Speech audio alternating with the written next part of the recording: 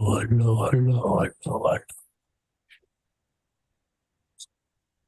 Recording in progress.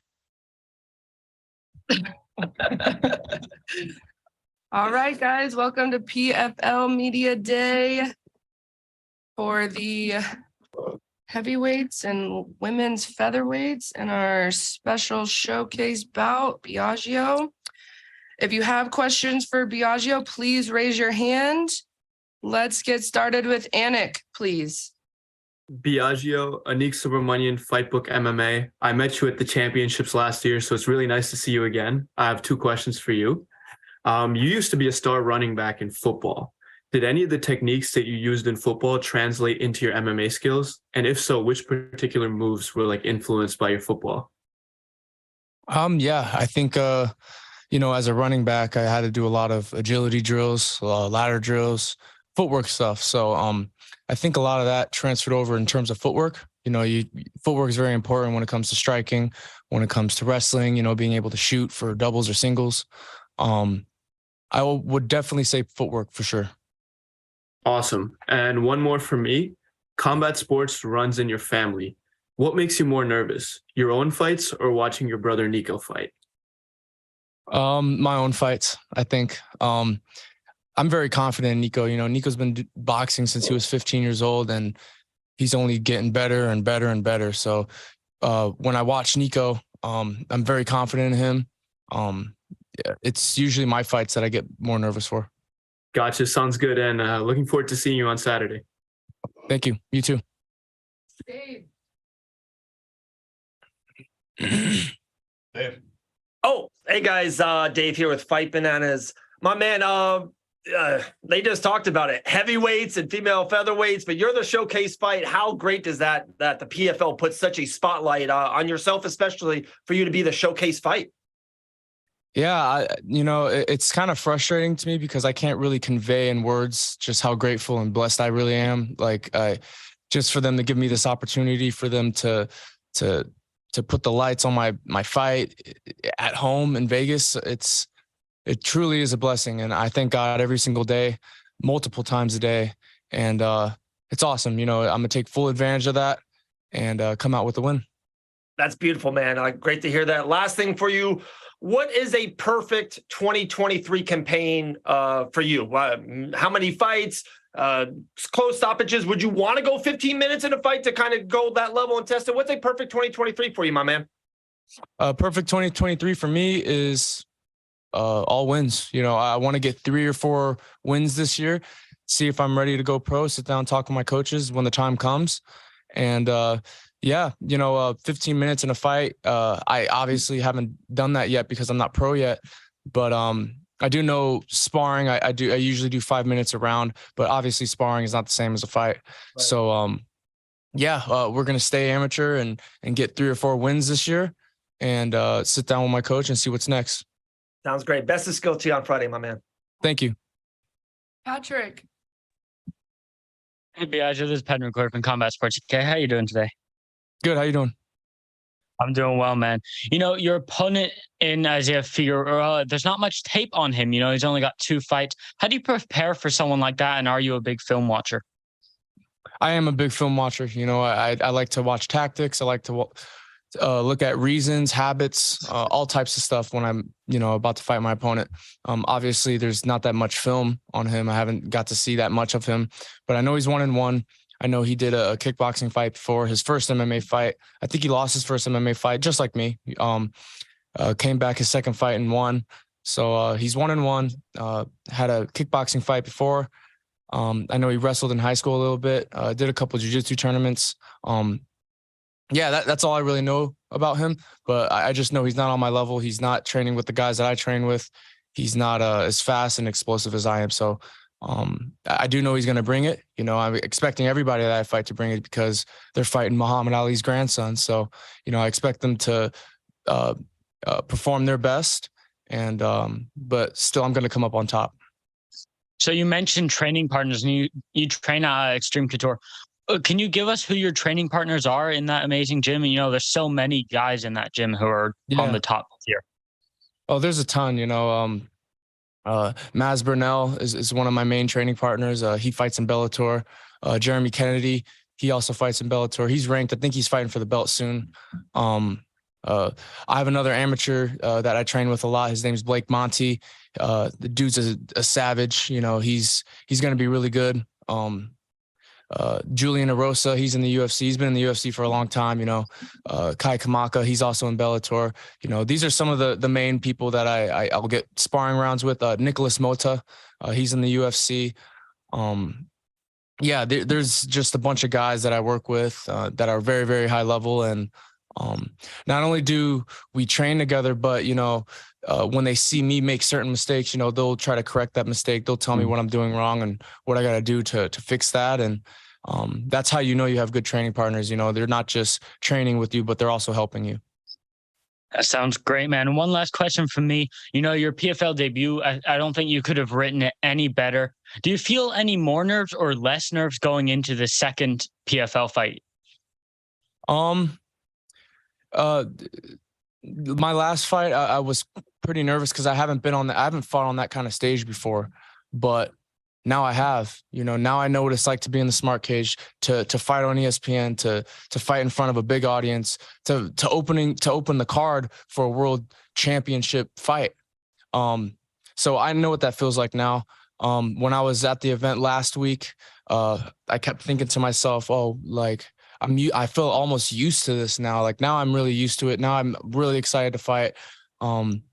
So I would find myself a lot more excited for this fight overall. But of course, every fighter is going to be nervous before a fight. If fighters telling you that they're not nervous, then I think they're lying. Good luck on Saturday night, my man. Thank you. Curtis Calhoun. Hey, Biagio, this is Curtis Calhoun here with MMA News. Good to talk to you again, man. First question for me. Has the PFL spoken to you about the path to turning pro, or give us kind of an idea as to what that transition would look like and when it could happen? I'm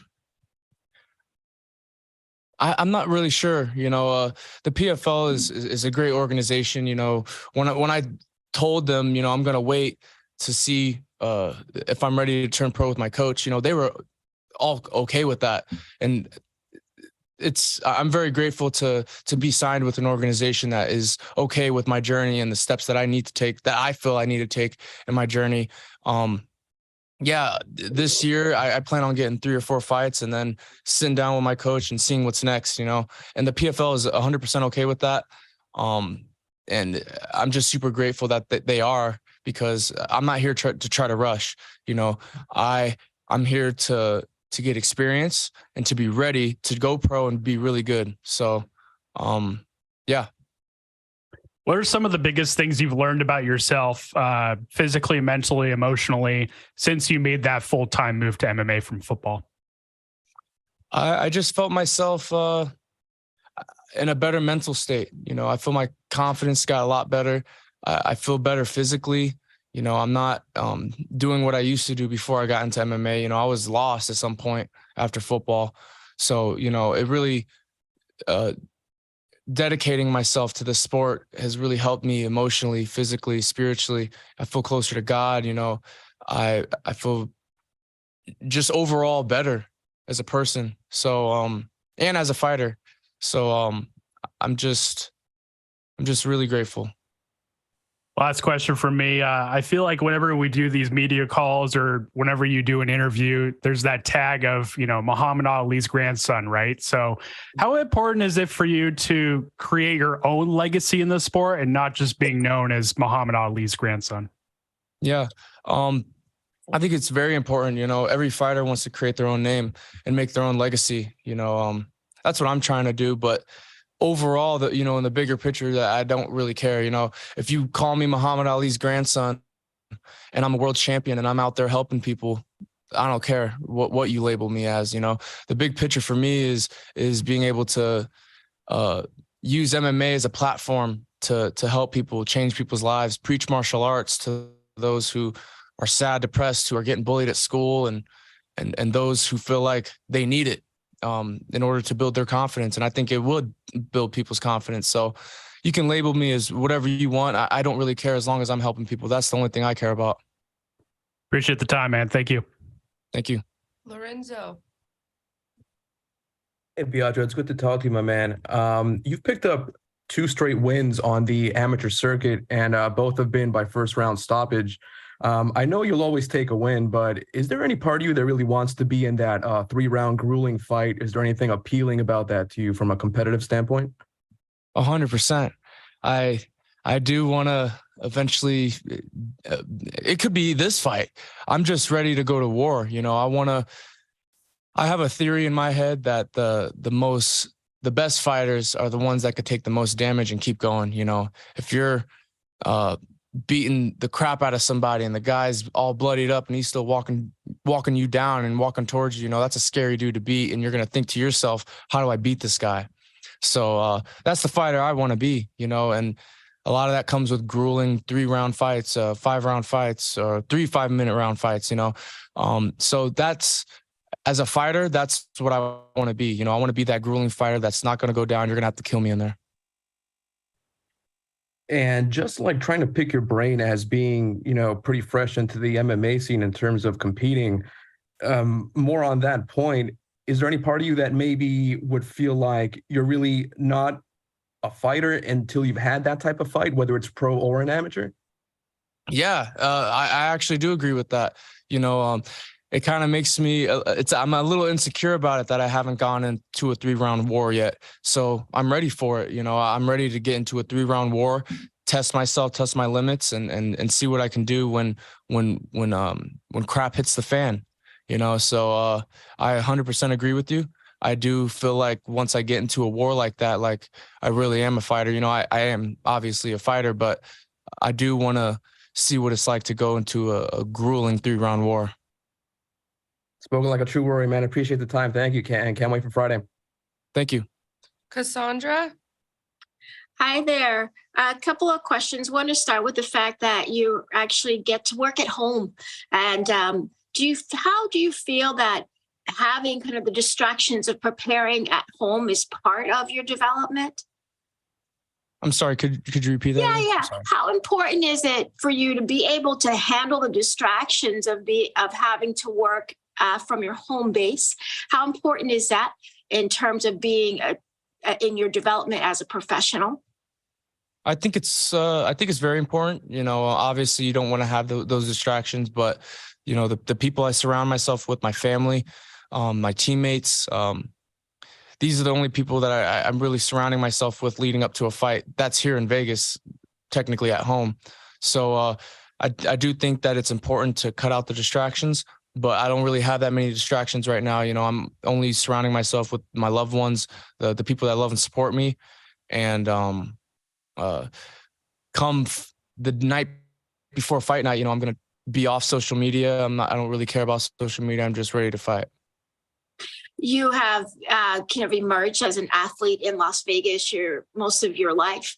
How have you seen Las Vegas kind of like emerge as a real sports town? Yeah, it's grown a lot, you know, and it's nice to see my city, you know, the city that I grew up in, start to gain all this traction in sports. You know, obviously the Vegas Knights have been doing their thing, and their first year, I think they almost went to the Stanley Cup or something like that. But I hear there's a baseball team that's going to come here. Hopefully we get like an NBA team. You know, obviously we have the Raiders now, so it's really beautiful to see, you know, Vegas, you know, my hometown, the city that I grew up in, turn into a sports city. Because I remember when I was a kid growing up here, I always wanted an NFL team. Now we got one. Now we got, you know, before the Knights, you know, we had the Wranglers, and I would go to the Wranglers hockey games. But now we have the Knights. So it's dope to see Vegas turn into a sports town now. Final question for me, even though you're still fairly young in your career, what parts of kind of your abilities have we not seen yet that you're looking forward to showing off come Friday night? Oh, my wrestling and grappling and jiu-jitsu. People haven't seen that yet. So Yeah, and it's kind of cool too because it's almost deceptive. Every fighter that's going to fight me is going to think I'm just a striker or a boxer, but they don't see the work that I'm putting into my wrestling and my grappling. So they might be a little surprised when they fight me, take me down, or get me down on the ground, and I know what I'm doing, and I get up or submit them. They're going to think, oh, he knows how to he can grapple too. What? And it's not going to be even a surprise to me because this is what I do every day. My last 2 camps, I've only been grappling, really. I've only striked a couple of days through the week. I only do striking maybe once or twice a week, and I do that separately, and then I'll spar. Most of the time, most of my last 2 camps, I've been grappling. So yeah, definitely the wrestling and the grappling, that'd be nice. Even to win this fight by submission, that would be pretty sick. Thanks, Biagio. Good luck to you. Thank you. Eddie. Hey, this is Eddie Law for K-Side Press. Quick question for you. I saw on your Instagram that you actually got or received a certificate of appreciation from Las Vegas Metro PD for saving a young lady from a dangerous situation. Can you go through exactly what happened? Yeah, that was I think it was November 13th. That was before my PFL debut in New York. I was just working, I work part-time security at one of the nightclubs out here, the Omnia nightclub. And there was a table in front of us, and I always usually watch who's at the table so I know, who's going in, who's going out, who's not, who doesn't belong there, who does. So I saw this girl, she came there, she was sober, acting normal, and within 5 to 10 minutes, she was blacked out drunk, and that's pretty unrealistic. So it looked very suspicious. The guy was trying to walk her out and leave with her, and it didn't look right. It didn't feel right. I didn't see this guy at the table with the girls, so it just looked very fishy. So I stopped them.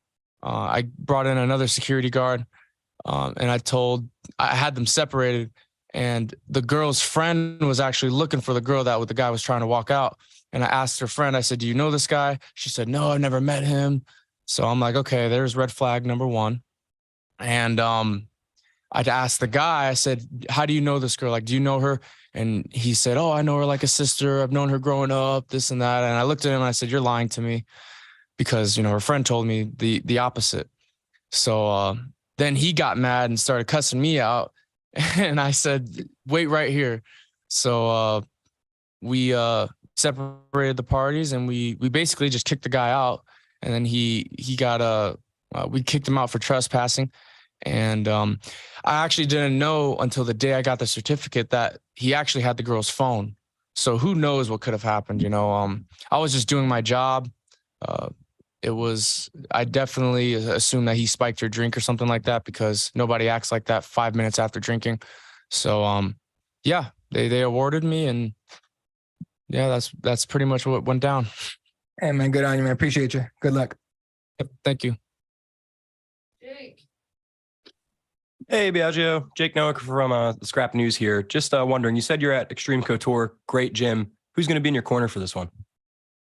I have my head coach, Dennis Davis. He's pretty much the head coach of Extreme Couture.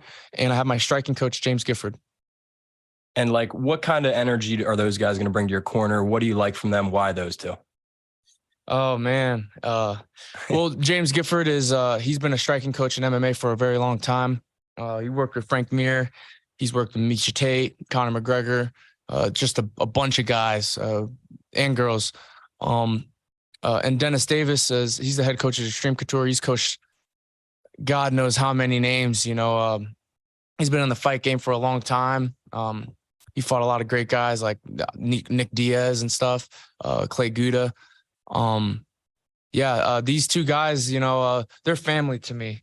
James Gifford was my brother's boxing coach before he switched coaches, and he was his coach in the amateur scene. And a lot of what my brothers learned is from James Gifford. These two guys, they keep me very calm. Dennis, he keeps me very calm and making it seem like, going into a fight is like taking a walk into the park. It's no big deal. I go to the grocery store and look at some person. They don't care if I win or lose. They don't care about my fight, you know. So Denis he likes to keep me very calm and give me in the mindset that going into a fight is like going to cook some food, you know. So same thing with, you know, James Gifford. I call him Giff. He keeps me very calm. He lets me know that I'm the dominant one. I'm gonna be the leader of this dance on Friday. So I'm very grateful and blessed, beyond blessed, to have both of them in my corner, because I told them my perfect corner would be James and Denis. And it's a big dance, dude. Co-main event slot of the prelim card as an amateur. Like, what is that? Obviously, you know, Ali's your grandfather. You got that hype, but just yourself getting that slot so early on in your career, what does that mean to you? It's amazing. It means a lot to me. I do know that because of who I'm related to, there was an inch of me that was almost not surprised, you know, especially, you know, I believe I was blessed with a great athletic ability, speed, confidence, explosiveness, fight IQ. I believe these are things that I was blessed with, you know, by God. So to see that recognized and to see the PFL start to recognize the potential that they see in me and be able to develop me as an amateur and then going into pro it's just, I'm over the world with gratitude. And I'm very excited for this journey. I know it's going to be a great journey. It's not always going to be uphill. You know, there's going to be bumps and bruises in the road, but I'm here for it all. You know, I only have one life, so why not just go all the way? Awesome, man. Thanks so much, and best of luck. Thank you. All right, Ali, last question for us. Hi, Biagio. I'm Elle, Fight Bananas. Question for you about your grandfather. He was known as the king of trash talk. He had all these creative, super iconic lines. And I just want to know, what's your approach to the mental warfare in our sport? And how do you like to approach your opponents before the fight? I like to approach in a respectful way. You know, obviously my grandfather, he did all the trash talking. So all his trash talk, all the greatness that he did allowed for me to even have a platform. So he did all the work. You know, I don't need to sit here and trash talk to get in my opponent's head. You know, I ooze confidence. I believe that my opponent will feel that. Just by the way, I talk to him and with my words and you have to know in this sport, you know, and I know that I'm going to win. So that kind of confidence, you know, I think has a lot to do with mental warfare. You don't have to grab the mic and stand and jump around and say all these crazy things and try to act like you're trash talking. You know, my kind of trash talk is kind of like passive, you know, it's just pure confidence. I love that. That's awesome. You were speaking on your fight IQ earlier as well. I absolutely think that's a huge difference maker in our sport. Do you feel like that's something that you just inherently have, or is that something that you got to develop on later on in life, just being within the sport and being part of your family? I think what was inherited was the will to learn. I don't think it's just fight IQ. I think it was the will to get better. After practice, I do homework. There's fighters that I watch where I take notes. I try to take their habits, tactics, things that they look at, and then I try to mold it into my own. You know, you can't watch Max Holloway and 100% replicate his fighting, but you can take certain habits and tactics that he does and apply it to yourself and mix it your own way. That's the beauty of mixed martial arts. You know, it's mixed martial arts, so it's an art. You know, if you're a painter and you're looking at Picasso, you can't completely replicate Picasso, but you can take certain techniques that he does in order to mold it into your own painting and make it your own. So that's the beauty of mixed martial arts. What I do, I take advantage of that. Thank you so much. I appreciate it. I'm really looking forward to watching you develop in the sport. Thank you. Thanks, Biagio. You're all set for this. Guys, we'll be bringing Olena up shortly.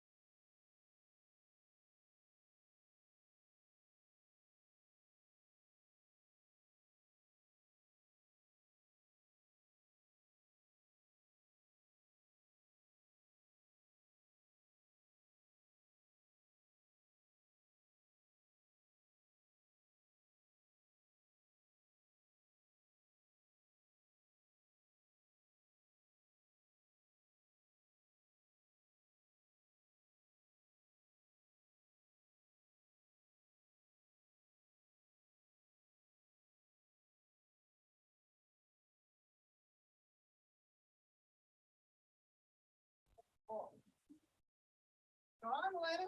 Shoot your shot. Oh, there's me. Like, is it right there?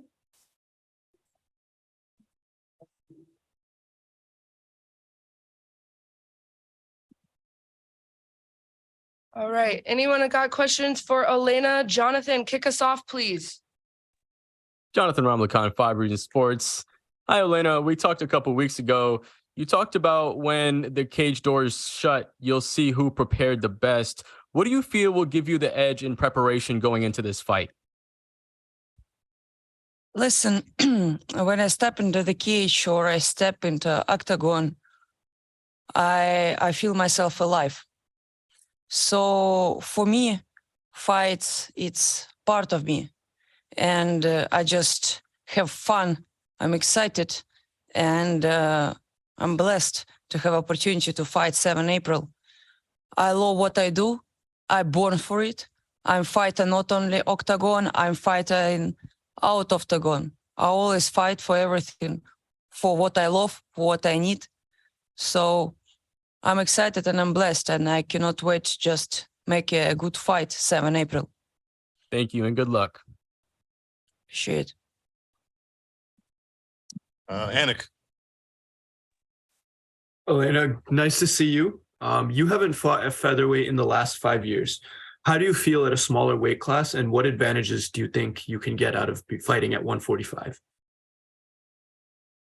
I haven't fight there because PFL don't have such weight class. As soon as they make this weight class, we're going to fight there.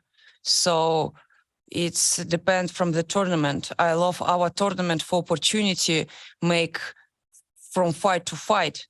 So if tournament decided to change weight class down, I don't know, I cut my leg, but I will fight in PFL again. Awesome. Thank you and good luck on Friday. Shit. So Sean. Hi, Elena. I hope you're doing well. Jose Montesino from Lucha Libre Online. We've been seeing that you've been working really hard since the last fight. Which aspect of your fight game have you been working the most, and how you're going to use that against veterans as Aspen Ladd? After September, after August, actually, after the fight, I won a lot of grappling tournament. So I wouldn't make any predictions, but I'm sure my confidence on the ground game became better and better. So let's check it in this fight. Jake. Hey, Elena, Jake Noacker from the Scrap News. Just curious, just mentioned our last question, Aspen Ladd's first fight in the tournament for PFL. What are you going to bring that she hasn't seen before, either in the UFC or in her last PFL fight? She never see such a tall, strong, hungry, and angry bitch ever in her life. I love it. I love it. Can't wait. And your most recent loss, Pacheco, aged very well as a loss can age, I guess. What's more important to you, or do they go hand in hand? Winning the money in the tournament or getting that revenge? More important for me, winning from fight to fight. And it will be really disrespectful to other girls to speak about Larissa right now. But after my fight with August Larissa, I told all of you guys, she will be the champion last year. But it's another year, it's another championship, so we will see. Let me enjoy as more fights as I can. Let me eat this meat step by step. Let me shoot this target step by step. And if God decided to put me in the final, of course, I wouldn't hesitate with the name who I want to see in the final. It's currently champion Larissa Pacheco. Last one for me. Obviously, you're from Ukraine, and a lot of the highlight is on the attention and the support Ukraine is getting from the world. Now, my question for you is, how is Ukraine doing supporting their athletes and fighters during this difficult time? Because we don't necessarily always see that in the media. Are they giving you guys a lot of support? It's not time to support athletes. It's not time to support some social media stars or pop stars. It's time to support people who now live on the streets. It's time to support people who now with no electricity, with no water. It's time to support kids who stay with no parents anymore. It's time to support all Ukrainian people. So what I have from Ukraine, I have from a video, and I have a lot of thousand SMS from the soldiers who right now in a Bakhmut, Kherson, who send me the best wishes, who send me the fate. And when you receive the message from guys much older than you are, much experienced than you are, that Olena, we look at you and we don't want to give up, it's make my heart on a fire so much. So I'm blessed to be Ukrainian. I'm proud to have Ukrainian blood, and I cannot wait to show the whole world who we are, because war is not stop. Either do I. I won't stop till I not see this belt on my belly. Well, thank you so much. Best of luck. We can't wait either. Lorenzo. Hi, Olena. It's good to talk to you. It's been almost 8 months since your last fight you mentioned back in August. Now that you've had the time to process your 2022 season, what can you tell us about your expectations of yourself coming into this new 2023 PFL season? My expectation to, as always, make emotional, passion, aggressive, bloody sweat fight. Because kill or be killed. I don't like boring fights, and all my fights is exciting. Either do I win or either do I lost. Anyway, people like to watch my fights. So for myself, I want to be a champ. I want my hand will raise up 7 April. I don't care how I win, but I just want to win, and I want to make the people who come at the PFL in Las Vegas in Virgin Hotel excited. Because guys, you better come to see this fight. I can't wait for that fight. Thanks, Olena. I appreciate it. Thank you. Patrick. Hi, Elena. This is Patrick McCord from Combat Sports UK. How are you doing today? I'm doing great today, Patrick. Of course, I better do tomorrow, but today I do pretty well. Great to hear. Aspen Ladd, she has a lot of tape on a high level in the UFC. Now coming into the PFL, she has one fight. Do you think it's an advantage to have so much film on an opponent like Aspen Ladd? So much film? What do you mean so much film? Like video of her fights, like her past fights. Who cares? Past is past. Future hiding from us. Now we have nowadays, and we live in momentum. So who cares what was in the past? In the past, I have some stories when I stole the car. So who cares what was in the past? Okay. And where do you see your advantages against Aspen Ladd in this matchup? And can we get a prediction from you as well? Again, I just want to win the fight. And I just want to see how referee raise my hand up. How it will be, I don't care. I want to win this fight. All right. Looking forward to it. Good luck on Saturday night. Appreciate it. Any more questions for Olena before we let her go? I do. I've got one. Cassandra.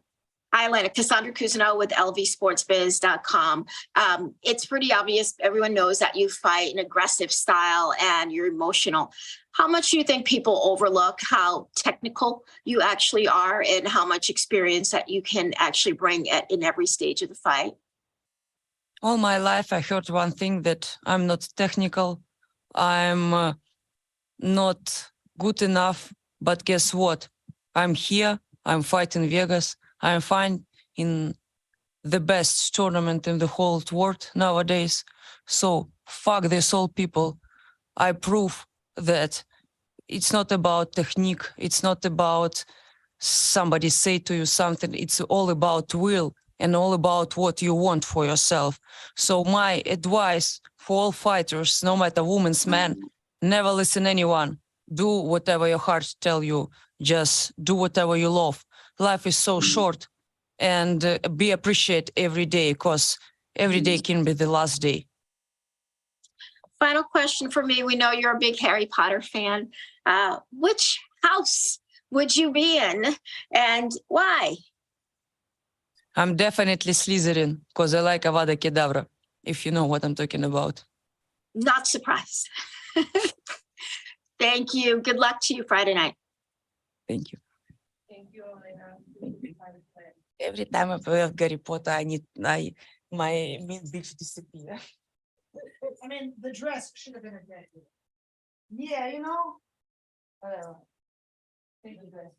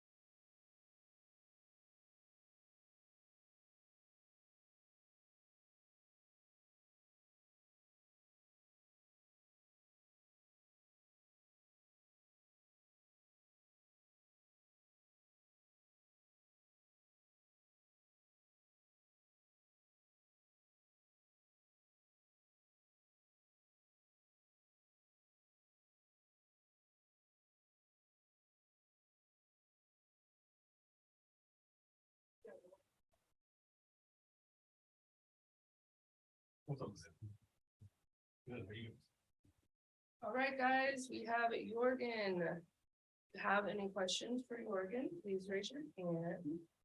Jonathan, kick us off. Hey, Yorgan, Jonathan Ramlakan, 5 Reasons Sports. You started off your career undefeated. You took a few losses. Now you're looking for your 4th win in a row. What did you feel like you were able to learn in those losses to maybe get that second start in your career? Yeah, I thought I got to the big league too early. Was 4-0. I was still learning. I was really after like 16 months. I was already in the UFC, and all those losses. I was just talking right now about those. I played safe. I fight to not lose, and I end up losing the fight. Now I'm different. Now I'm taking risks. I'm fight to entertain the fan. It's gonna be kill or be killed all my fights now. So I'm gonna have good time every time I step in the cage. Now you talk about kind of going for it versus playing it safe. How is it different preparing for a PFL season format versus just one fight? Yeah, very different, man. I just switched 3 opponents in the last couple weeks. Now I have different one. PFL, you have to focus on yourself. Focus on get better. Focus on become a better fighter overall, because you have a date and a location, but you never know who you're gonna fight. That's what the way I'm looking at. Appreciate your time, man, and good luck when it comes this Friday. Thank you, bro. Hey, Yorgan, this is Dave with Fight Bananas. We just actually just had you on Fight Bananas on Maddie Levine's show, and I would love your first take. I know you were training with Ross. He had a killer performance for Karate Combat in the main event. Did you see it? And how pumped were you that he got it to keep that momentum going?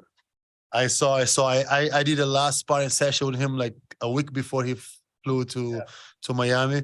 It was brutal. That guy is when it comes to striker, I think he's the best striker I ever trained with. It was phenomenal. Work the body and then go up. And guys like that give me confidence. When I see him go down there and do his thing, I feel more confident. Wow, that's awesome. You kind of just mentioned it with the different opponents.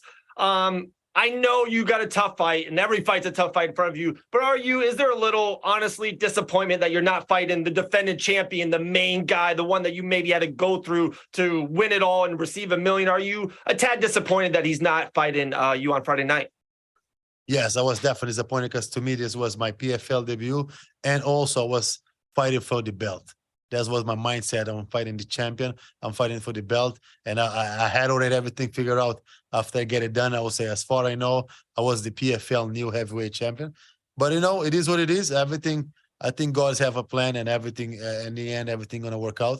In the end of the year, I will be the PFL heavyweight champion. Wow. Jorgen, appreciate your time. You're one of the good guys in the business, man. Great skill on Friday. Thank you very much, man. Jake. Hey, Jorgen, great to talk to you. Jake Noacker here from the Scrap News. Making your PFL debut, what are you most excited for? Man, I can't wait to get there. It's been already 12 long weeks. I want to introduce myself to the fans and to PFL that when they announce that I'm on the card, there always will be a great fight, knockouts. I don't mind being the other end of the punch, but I'm going to force everybody who signed to fight me. They will have to fight. And what's going to mean more to you, $1 million or the title? Man, $1 million is definitely something else. It's a lot of money right there, man. Yeah, it's a lot of money. And last question for me, man. Being your first fight back here in Vegas since the UFC, are you excited to be back in the fight capital of the world? Any ill feelings there at all? Yes, I love Vegas. I have great memories here. I do lost fight here, but I did won my Contender Series fight here. I have really great memories. I live here. Like I spent 6 weeks here getting ready for one of the UFC fights. I have really great memories in Vegas, and I can't wait for Friday night. I can't wait either, man. Thank you so much, and best of luck. Thank you, Ron. Eddie. Hey, Jorgen, Eddie Law from K-Side Press. It seems to be, man, you just can't keep the same opponent in front of you, dude. They keep sending these new guys at you. When you heard about this latest one, Danilo Marquez, what was the first thought in your mind? I say, okay, they will be with me all the time. PFL, my manager, nobody have to worry about. PFL can give me a new guy tomorrow on my way to the arena. I will say yes, because I think fighters should fight. I think if you sign with PFL, you fight it for $1 million. You're in the tournament, which is we don't have many options, 10 fighters. You should be able to fight anyone at any moment. And with me, I know people say they want to fight anyone at any moment, but then when the time comes, they don't do it. With me, it's a guarantee. My manager know he have the green light to say yes at all the time. So they give me a new name yesterday. I say okay. So the smoke from anybody that calls. Sorry. So you'll take the smoke from anybody that calls. Anybody, because to me, fight is simple. My game plan is always the same: is defend, take down, and knock them out. So it doesn't change. Gotcha. And last one for me. You are very much, you kind of divide your time, it seems like, between fighting, training, and spending a lot of time with your daughter. What kind of inspiration is she to you to get in there, and get the job done? Yeah, my daughter is my everything. When she born in 2014, my life changed. I see life different. I have someone to look at me, so I have to set an example. I can't quit. So when my daughter's around, I know I can't quit. Even if things get tough, I know I have to push forward because she's seeing, she's been watching me. So she's my everything. She's my motivation. I do everything I do for her. All right. Well, from one father to another, man. Best of luck. Thank you, man. Patrick. Hey, Yorgan, this is Pat McCoy from Combat Sports UK. How you doing today? Good, very good, my brother. Great to hear. You know, it was a different opponent than originally scheduled. You were supposed to fight the defending champion. Will you have the same game plan going into this different matchup? I had a game plan for Ante. Then we switched it up a little bit for Goltsov because Goltsov was tall. He don't shoot double leg. It was all about outside trip. And he had a great jab and better striker. And then we got Danilo, which is shoot a lot of single leg and is really good jiu-jitsu, high level. He's notorious for put people to sleep. But I mean, all the fights start standing, and good luck taking me down. I'd love to hear that. So you mentioned keeping the fight standing. Is that where you see your biggest advantages in this fight then? Absolutely, man. I respect mixed martial arts. He's a BJJ black belt. I am a blue belt. I'm not playing that game. I know he's really good on the ground. He put a lot of people to sleep by take his back and put to sleep. So he definitely have the advantage of that. I'm not delusion. I'm gonna keep the fight standing. I want to make him. I want to see if he can take my hammers here. And one last question for me. You know, in your last fight, maybe didn't have the ending anyone really wanted with the dislocated shoulder. If you did take any lessons from that fight, what were they? Yeah, it was a great experience, man. Fight Junior Dos Santos was different. We failed in the game plan. We thought we were about to box with him. He come up totally different. So he showed me that as a level on this game. He was a champion for a reason, and he gave me something to work on. So I went back home and I worked. But he also gave me a little confidence that I know I went with him 3 rounds. I was there to fight. I never show up to lose fights. I show up always to win. So it was a great experience. Know that I can hang with one of the best to ever do it. Great to hear, man, and good luck on your fight. Thank you, man. Yorgan, Anik Subramanian, Fightbook MMA. You're here smiling, spreading good vibes. Excited. You look excited to fight. What makes you this optimistic? And is there anyone that influenced being such a positive person in the sport? No, man, I tell people all the time, people around me, kids in the gym, I'm a fighter by choice. I choose to be a fighter. Nobody forced me to be a fighter. So you shouldn't be miserable in the fight week. That's my choice. I love fighting. I know how to fight. So nothing changed Friday. I know whatever my opponent gonna bring in the table. I'm ready for it. I put in the work. I'm ready and I'm enjoying it. I'm privileged, you know. I get to do what I love and same time make some money to feed my family. So what else, man? I'm just grateful. Awesome, man. I'm really excited to see you fight. Good luck on Friday. Thank you, man. Joshan. Hey, Jose Montesino from Lucha Libre Online. How are you? Very good, my friend. So we've been seeing for the last couple of years that people are saying that PFL is not as elite as UFC. But when UFC fighters come to the PFL, they normally get surprised by the amount of talent and great fighters that are there. How do you see the PFL competition, the platform, and the company? I love PFL, and I think there's a very wrong statement. PFL have really good fighters, because when you have a small pool of fighters, they all should be good. So there's 10 in my division. There's 10 heavyweights. I respect all of them. I think they're all very good. I'm not coming from UFC right now. I'm coming from Eagle FC, and I want to break that course. So when it come Friday, I want to go down there and win and break that course. The UFC guys come here and see different things. But I love PFL. I think it's full of talent, and I'm blessed to be here. Thank you.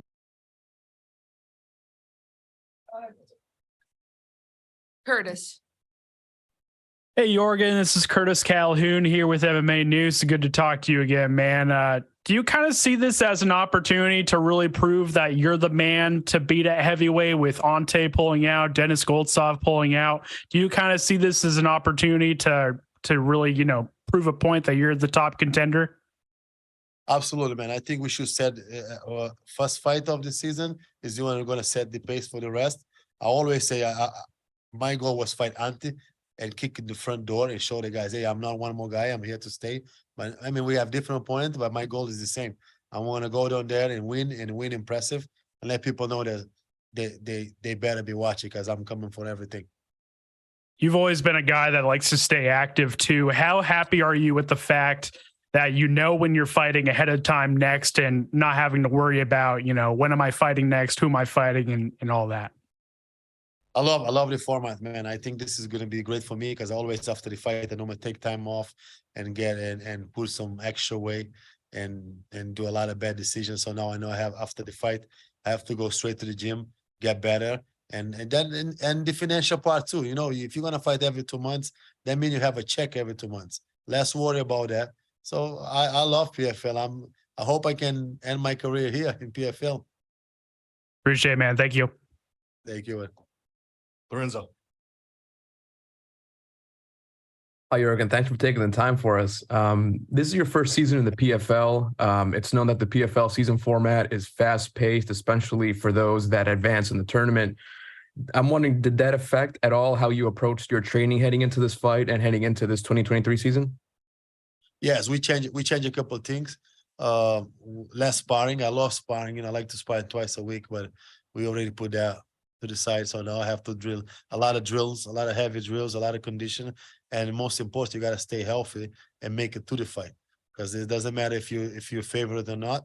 If you can make it to the fight, you don't win, you're gonna left behind. So I want to stay healthy. I know how to fight already. It's about tuning in a couple of things and stay in shape. Aside from obvious injuries that may or may not happen throughout the course of a fight or of a season, the fact that you might have, X amount of fights coming up this year, does that also affect how heavy you train looking for a stoppage in these fights? Because, I mean, I would assume it's counterproductive to take every fight into the third round, right? If you got 3 or 4 fights in a season. Yeah, I never really. I always think I'm going to finish fights in the first round, first minute. That's my goal. I don't really want to do 3 rounds, man. I don't get paid by the hours. I want to try to finish really quick. My goal is first round all my fights. So that's going to be my goal. Thanks, Jorgen. I'm excited to see your PFL debut. Thank you. Thank you, bro. Any last questions for Yorgan before we let him go? Going once. Jorgen, where are we going after you win? Can I say that in the game? Let's go. We're going places. Awesome. We go places. All right, guys, give me just a minute. We'll bring up Julia Budd. They check you order the fight. I didn't know what time of fight. Yeah, now you're gonna be number 9. This one now, number 5. Number 5. Yeah. Yeah.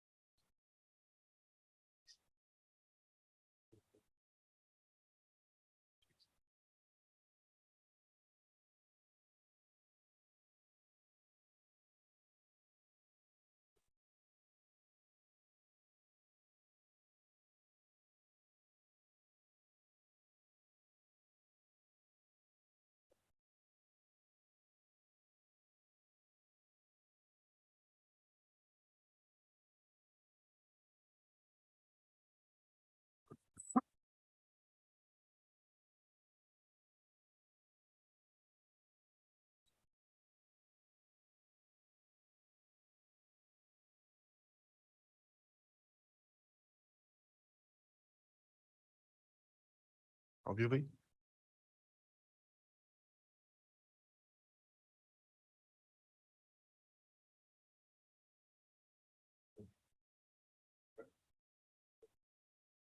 Donovan, go ahead.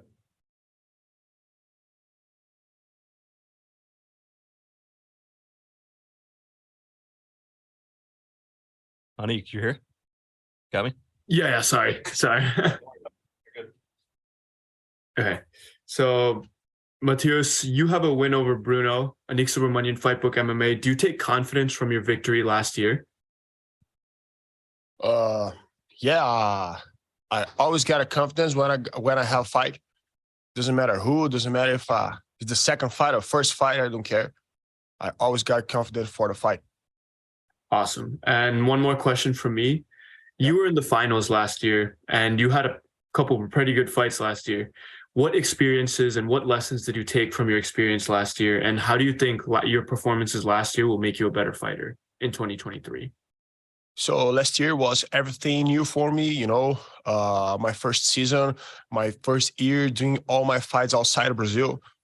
And I think I did a good job, but I want more, you know. I got the finals last year, but I didn't win. So I was very angry, you know. I did some changes, you know, in my training camp. And yeah, I'm feeling better now, you know. I know how things work here in PFL now. I like the season. I like the format of the tournament. I like everything, and I'm feeling home here. Awesome, man. Good luck on Friday. Thank you. Patrick. Okay, Matheus, this is Pedro McCord from Combat Sports UK. How are you doing today? I'm doing good, sir. And you?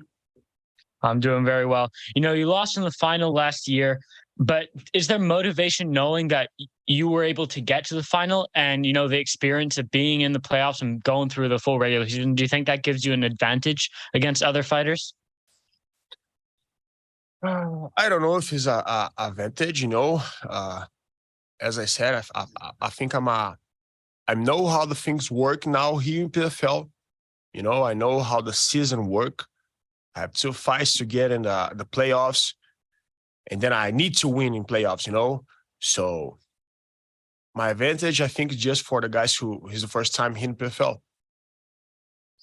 Great to hear, man. And last one from me. Do you have any confidence with having beat your opponent for this Saturday already? And do you have the same game plan in mind? And sorry, this is like a 3-point question. And do you expect him to have any new tools going into this rematch? So I have confidence in all my fights. If I wasn't confident, I should stop to fight. Doesn't matter who, doesn't matter where. I'm ready to all of these heavyweights here in PFL. I think the fight's gonna be like the first one. You know, I think Bruno will come with a lot of angry, and I'm pissed off too, you know. And this is my 5th fight here in PFL, and 4 of this 5th fights is against a champion or a former champion. So I think I'm proved to everybody that I deserve to be here. You know, I think I don't need to prove to anybody. And this is my 2nd year here. And I don't care, brother. I don't care about Bruno. I don't care about his strategy. When the door closed, we're going to make a huge war. And this is my promise for the MMA fans. Great to hear, man, and good luck. Thanks. Shashan. Hey, Jose Montesino from Lucha Libre Online. How are you? I'm good. Are you? Good, good. Thank you for asking. So in the last fight against Bruno, we saw how your kickboxing did an amazing job.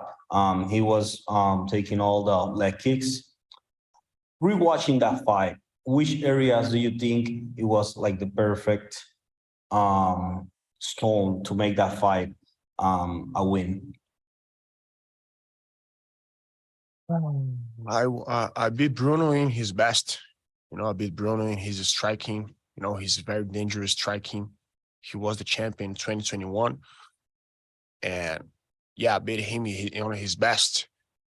I trained in Muay Thai and kickboxing in my city since I was 12 years. And I'm really good too.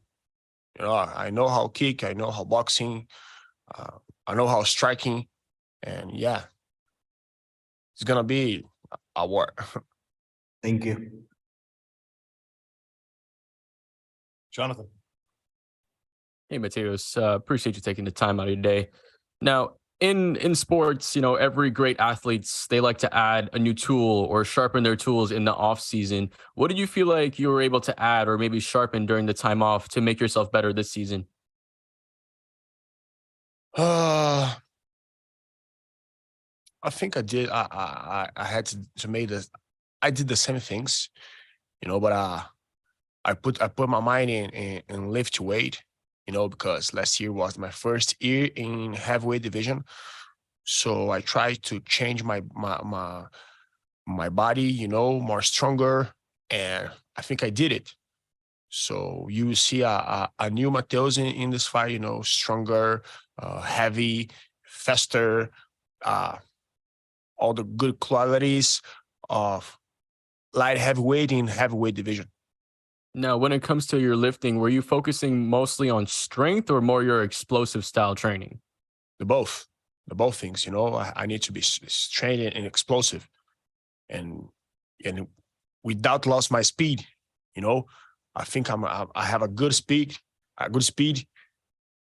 If you see the numbers of the playoffs, I had the faster punch in that day. With the welterweights, I was the faster, and now I'm stronger. I did things that I never did in my life. Appreciate your time, my man, and good luck in your next fight. Thanks. Lorenzo. Hi, Matheus. It's good to talk to you. You mentioned earlier that last year was the first time where you fought all of your fights outside of Brazil. Now that you had that first full season in the PFL and had a lot of success, really, how can you compare your experience when you're prepping for a fight in Brazil versus out of Brazil now that you've had a few outside? I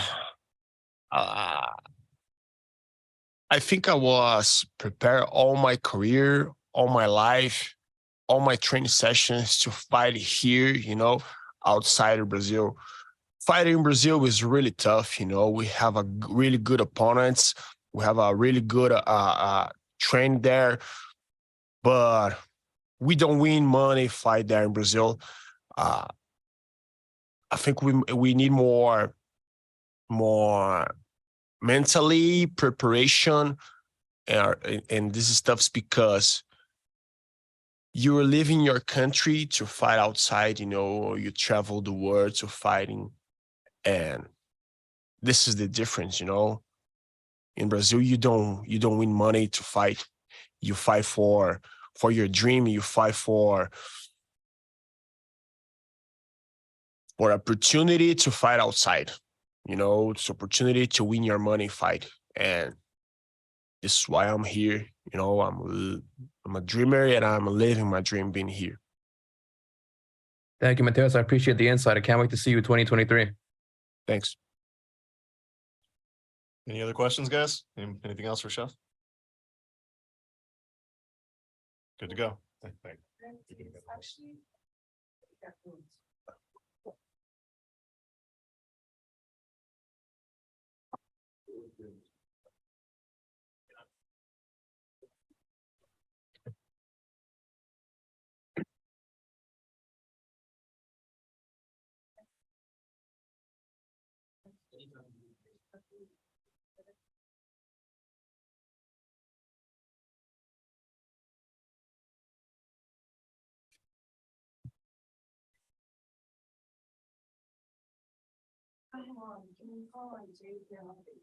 Who? Dan? Dave? Yeah. Dave can go. Hang on 1 second, Dave, okay? All right, buddy.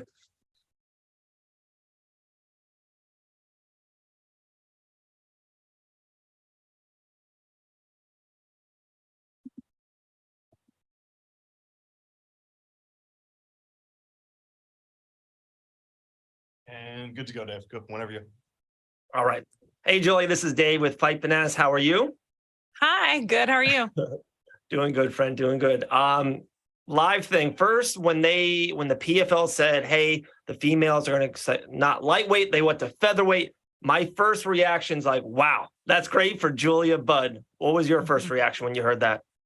I said the same thing as you. I was like, okay, this is exciting. Like, this is something that I always wish Bellator did. Like when I fought for them for 7 years and they started doing those tournaments. And I was like, that would be so cool if they did a female 145-pound tournament style. And now PFL is doing it and I'm here and it just feels like the perfect timing.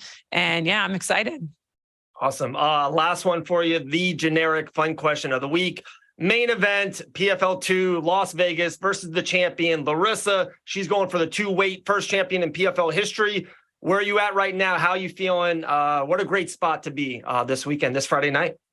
It is. It was like, it just like, it's funny because after my last fight, it's like, I didn't know that this was going to be what was next for me, but main event against the champ from last year, 145.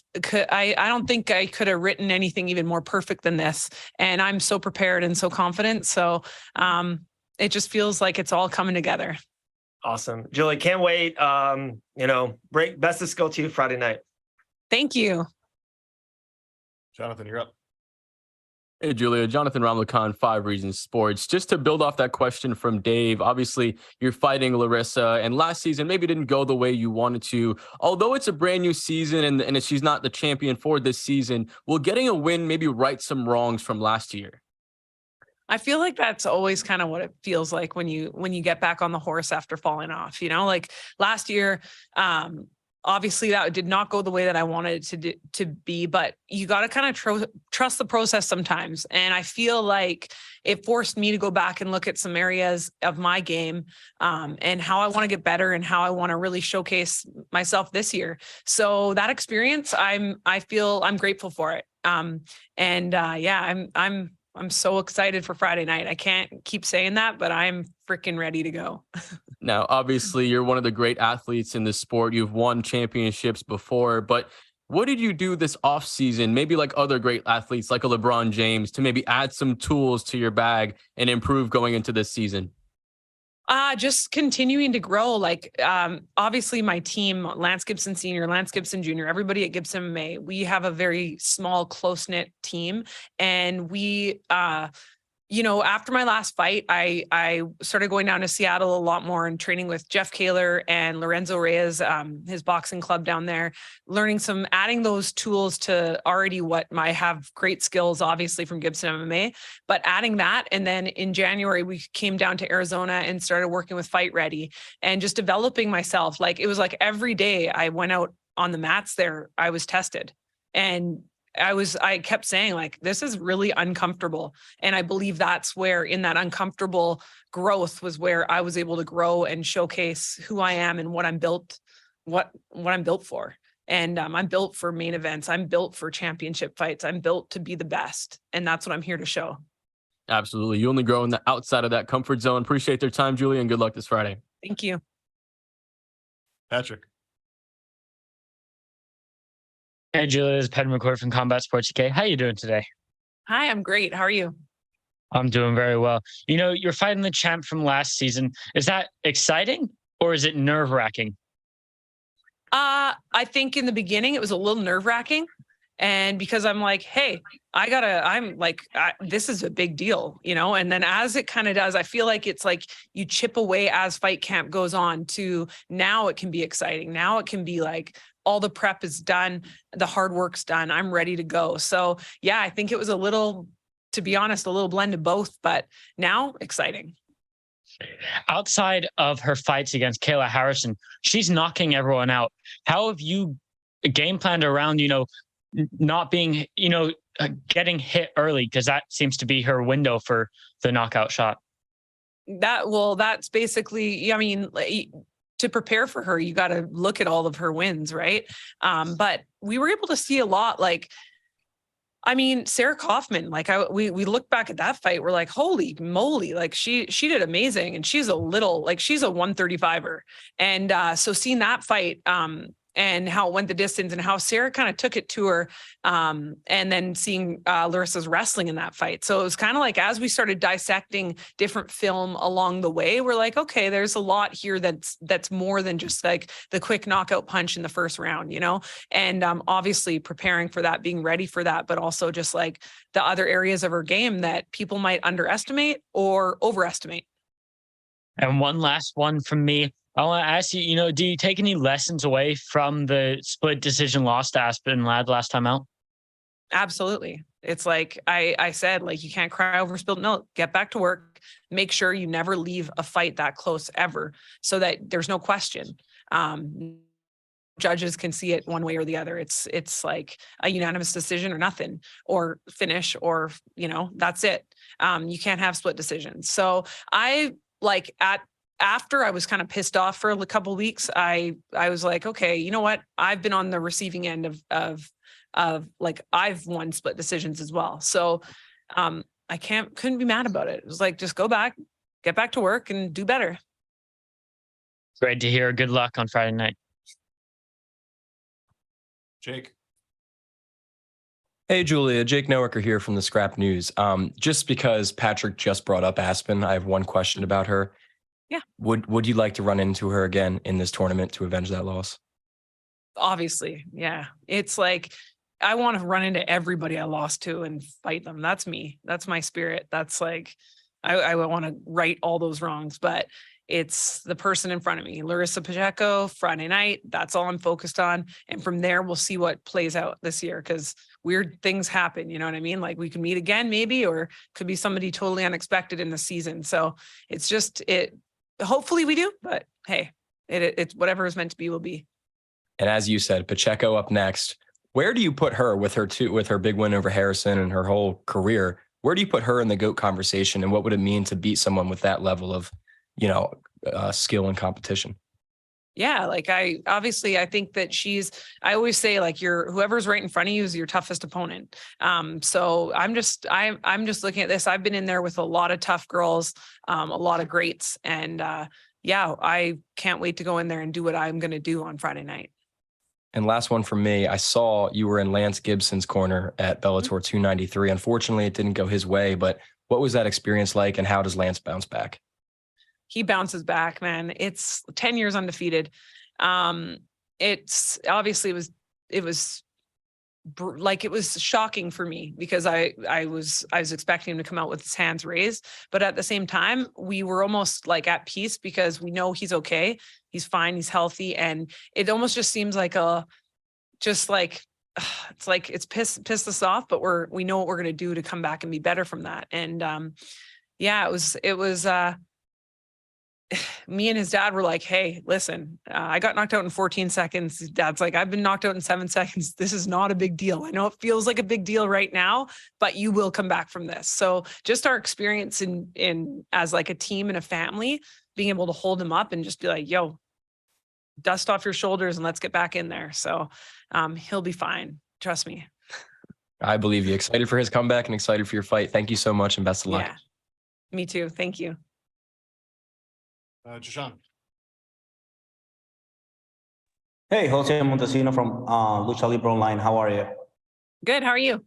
Good. Thank you for asking. So for someone like you, that I consider a legend of these sports, fighting someone as Pacheco, when we realize and we check your list, you've been fighting amazing women. You talked Jake earlier about how you see Pacheco on that list. But how you visualize this fight? How are you mentally going against one of the toughest women in the MMA industry right now? I'm mentally strong. I'm physically strong. I'm spiritually strong. I'm here like 100%. I feel the best I felt in a long time. And it's an honor. Like, that's how I can honestly say, like, it's an honor to fight worthy opponents. And I like, we'll see Friday night. You know what I mean? Like, it's all like the hard work's in the bank. I'm ready to go. I'm ready to show what I got. And let's do it. That's kind of my feeling for this. So yeah, it's an honor to fight a worthy opponent. And I plan on putting on the best show I possibly can on Friday. Thank you. Lorenzo, and this will be the last question. Hey, Julia, it's good to talk to you. You've gone the distance in each of your last 5 fights. You've proven that you can go deep into those later rounds if it's needed. I wonder, is there any part of you as a competitor that gets frustrated after those many decisions coming in a row? I mean, regardless of whether it's a win or a loss? Yeah, like, I want to go out there and finish this fight as first round, second round, third round. I want to finish. I want to feel that. I push myself in every area in this camp to deserve that, if that makes sense. I am fully like I said earlier with somebody else that was asking me a question. I'm like, this is the first time in a while in my career I can honestly say I'm like fully committed, there's no like distractions for this. It's like, this is it. And in that, I feel the most confident I felt in a long time and the most prepared I felt in a long time. So yeah, I'm going out there to finish. For sure. And I can imagine it must be a weird dynamic as a fighter. I mean, finishes are what make the sport exciting. But, some of the greatest growth you can experience, it would be throughout the course of a long or like grueling fight. I wonder, what's it been like for you throughout your career to balance those two and be as successful as you have been? Well, I think that it was like a lot. I didn't have an amateur career. My first year, I got put right in the mix of, I didn't even want to do MMA when I first got started. It was like, I was at Rampage's camp, kind of hanging out because my husband was coaching him, and a fight came through or fell through in Strikeforce. And they were like, they need a 145-pound female fighter to step in against this undefeated fighter. And I was like, no way, not doing it. I'm a kickboxer and I've retired. Like, that was me at like, 28 years old, I think I got started. And they're both Rampage and my dad were like, or my dad, my husband were like, you're going to do this. Like, you got like 4 weeks notice. We're going to get you in the best shape ever. If you don't like it and you get your butt kicked, then you don't have to keep going. And I was like, I kind of just committed in that moment. And that's kind of the tail of my career, was like, okay, I went in, I did amazing. And then I fought Amanda Nunes like 2 months later. And then I fought Jermaine Randamie a couple months later. And then I fought Ronda Rousey a couple months later. And that was my first year of even learning mixed martial arts. So I guess like, yeah, that's just the way this career has gone for me. It's kind of been like learning on the job, and whether those are losses, whether those are wins, whether those are decisions, it's like learn, get better, get better, get better, get better. And here I am. I'm the best I've ever been. So I plan on showing it. Thanks for the insight, Julia. I can't wait for this fight. It's going to be a big one. Thank you. Yeah, thank you. Awesome. Thank you, Julia. Thanks, guys. That's that for today. Appreciate you.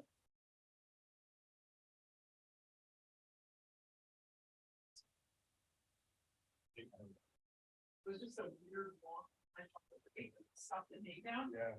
Guy throwing overhead with that, right? And just kind of clip them and I was going. So yeah, but that was it. It was kind of like it was weird because it's like we're just like, you're fine. Yeah. Force me, like you're just gonna be fine. Yeah. Yeah. It's like you'll be fine, but of course in a minute you're like, no, like I put so it's great. Hey, everybody. Sorry, man. Okay. Yeah, not gonna watch the card, and I'm not. I mean, I don't want to see you guys. Yeah, but like, I've seen you fight so many times ringside. Yeah, talking kind of running back to. Yeah, it's all good. Oh, I'm good. We're gonna more so just you're a hell of a fight. Thanks, man. More so just upset. That was kind of how I didn't really good being like pretty good back. Then 30 minutes later, I just was pissed off, because I didn't get to showcase what I could work on. Yeah.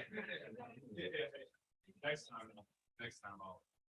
Yeah. What's next?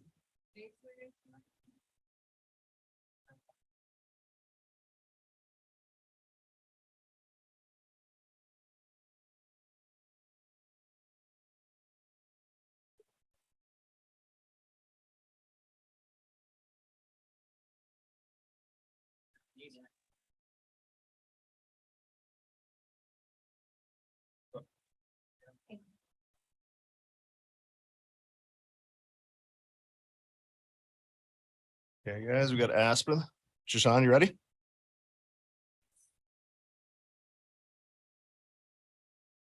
Hey, how are you? Jose Montesino from Lucha Libre Online.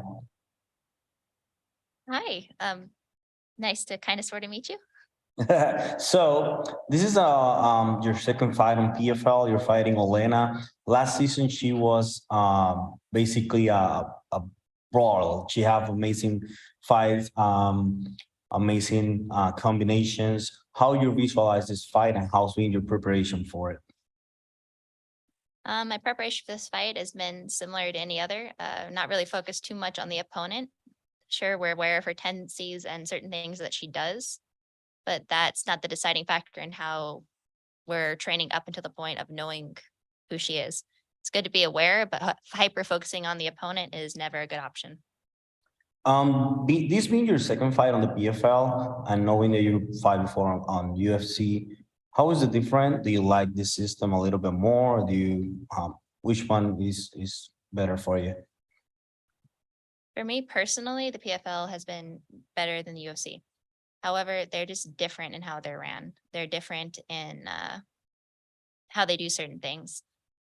Both are very high level and they vary in certain things. Like it's more relaxed with the PFL, which I truly appreciate. It came from like with the UFC, it's very militant. Do this at this time, period. With the PFL, sure, we have to do it, but it's more of like, yeah, it's good vibes. Like we'll get it done and everybody's kind of happy to be here. I'm happy to be here. Thank you. Lorenzo. Hey, Aspen, it's good to talk to you. Thanks for giving us the time. Your past 3 fights have gone to decision. I'm sure you must just be itching to get this fight to a finish. How much of an emphasis did you put on that during your training for this upcoming fight? You definitely prefer a finish to a decision at any time. It gets a little bit difficult when you're fighting the best people in your weight class in the world. You're all trying to finish each other and doing everything in your ability to do that. So obviously I would definitely prefer that. And that is what we train for and what we are working towards. But at the same time, it's not really a guarantee.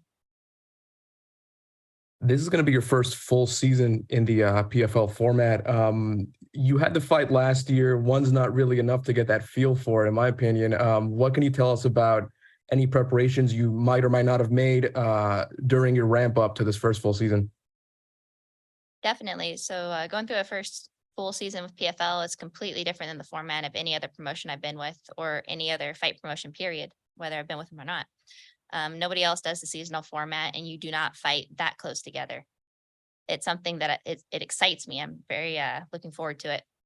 However, for the very first fight, the preparation was similar to any other camp because, as I said, it's the first one. There's no big difference there. Afterwards, preparing for the one fairly soon after this, that's going to be where the differences and the changes start to come in and trying to mitigate the effects of hard training all the time and trying to prevent injury, really. Thanks, Aspen. Appreciate it. Can't wait to see you on Friday. Thank you. Anik. Hi, Aspen. Anik Subramanian, Fightbook MMA. How important was it for you to get a victory in your last fight, and what confidence can you take from it going into your first full PFL season? It was extremely important to get a victory in the last fight, especially considering it was my first time with the new promotion, first time officially at the new weight class. And yeah, it was a very big deal for me personally and professionally. It's awesome. Yeah. Oh, sorry. I didn't mean to cut you off. Oh, it's all good. And one more question for me. Aspen, you've been smiling a lot this week. How dangerous is a happy Aspen Ladd in the smart cage? I think a dangerous person, like So any chick that you see here, we're all dangerous. We're all really good at what we do. But so many of them are just so like grim and trying to be, I don't know if that's just them naturally or what. But when you truly are confident and you're happy with what you're doing, it's like you don't need to put on a persona like I'm scary. No, we're all here. We're all fucking scary. Excuse my language. But I don't know, it's just good to feel good and happy to be here, confident and prepared for what I do, and able to actually enjoy fight week. So it's like, yeah, this is awesome. Awesome. Appreciate the good vibes and good luck on Friday. Thank you. Jonathan.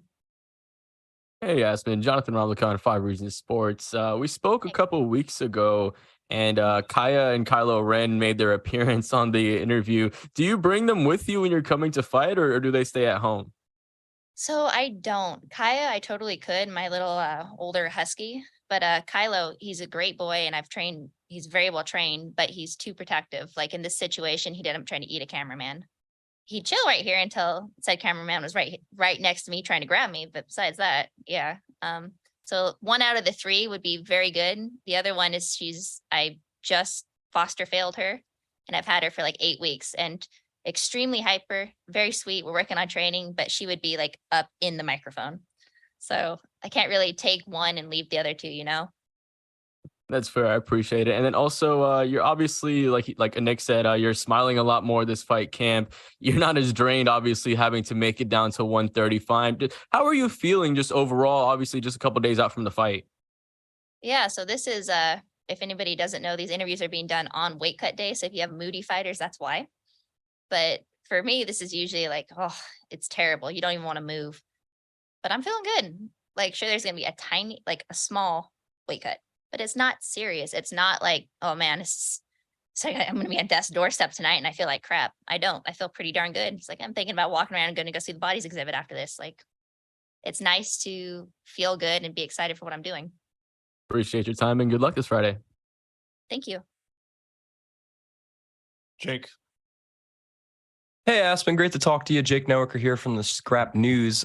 Just wondering, first time back in Vegas, at least for a fight since 2021. How's it feel to be back? This is kind of, I don't know for most fighters, but for me, the majority of my fights have been in Vegas. I've done quite a bit of traveling, but it's kind of like, it's a fight capital. Yeah. Anytime I'm here, it's usually for fighting or training. So it feels like showing up to work for me. It's just part of it. And just curious, when you joined the PFL, was that after you had known the 155 division was on the way out, or were you under the assumption you were going to be lightweight, or was it always featherweight? I had no idea they were doing a 145 division. It just happened to the time I was in the UFC coincided with the time they were trying to bring in a 145 division, or at least we're thinking about it. So honestly, it was just luck and perfect timing. I was aware they had the 155s, which for me would be, all right, great, we walk on and we fight, which is what a lot of the chicks were doing. But I was not aware at the time, and I don't think anybody was except for PFL and them, what they were trying to do, that a 145 division was on the horizon. And someone already brought up the format and the potential frequency of fights. With that being said, I know you have the 145 cut down pat, it seems. Are you at all concerned with having to do that numerous times in a shorter duration of time compared to the UFC?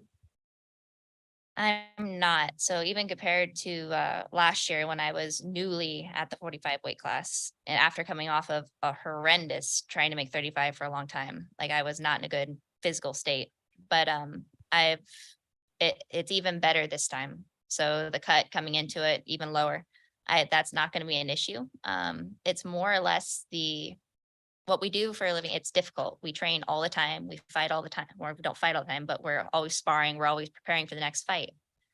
So trying to mitigate the effects of training is more what I'm concerned about than the cuts. Because for me, it's not a major one. There's going to be no serious damage or coming back from that like there was for 35. Good to hear. And last one from me, $1 million or the championship. Which do you value more? They go hand in hand. One is equal to the other here. But I will say, like, if you ask the grandma down the street, it's like, hey, you want to go fight for $1 million? She's going to say, yeah. So it's exciting regardless. Awesome. Thank you so much, Aspen, and best of luck. Thank you. Patrick. Hey, Aspen, this is Pat McCord from Combat Sports UK. How you doing today? Pretty good. Great to hear. And last time out, you got your first win in what was a little bit. How good did it feel to get back in the win column? Fantastic, especially against such a high caliber opponent as Julia. Great to hear. And how do you feel about the matchup that you have here on Friday night? I think it's an exciting matchup. Southpaw, she's something else, and she likes to throw big bombs. So there's that.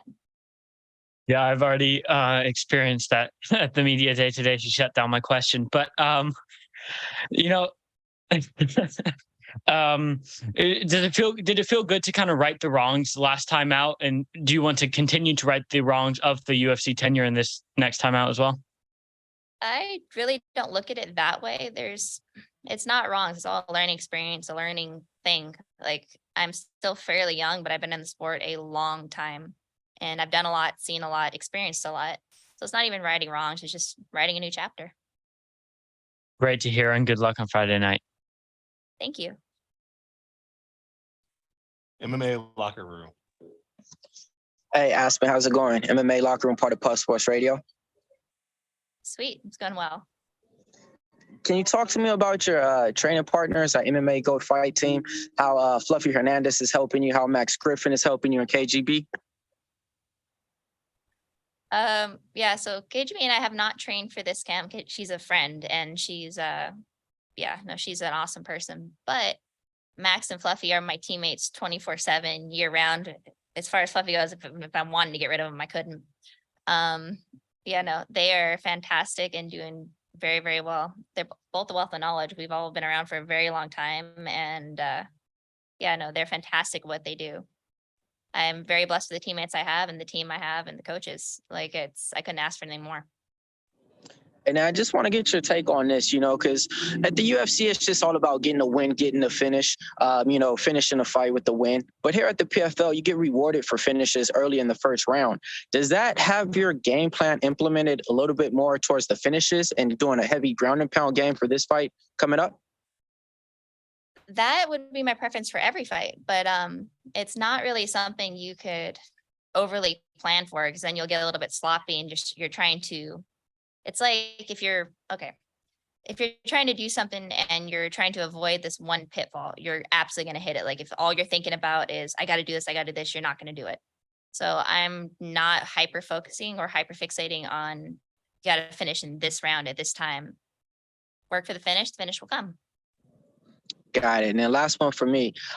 Do you feel any type of feelings that, if you get all the way down to the championship, you won't be able to have a chance to maybe, get a match in with Kayla Harrison since she's not in the tournament? Or how do you feel about that? So I think as far as Kayla goes, I would love to fight her. I've said that a bunch of times. I'd love to fight her.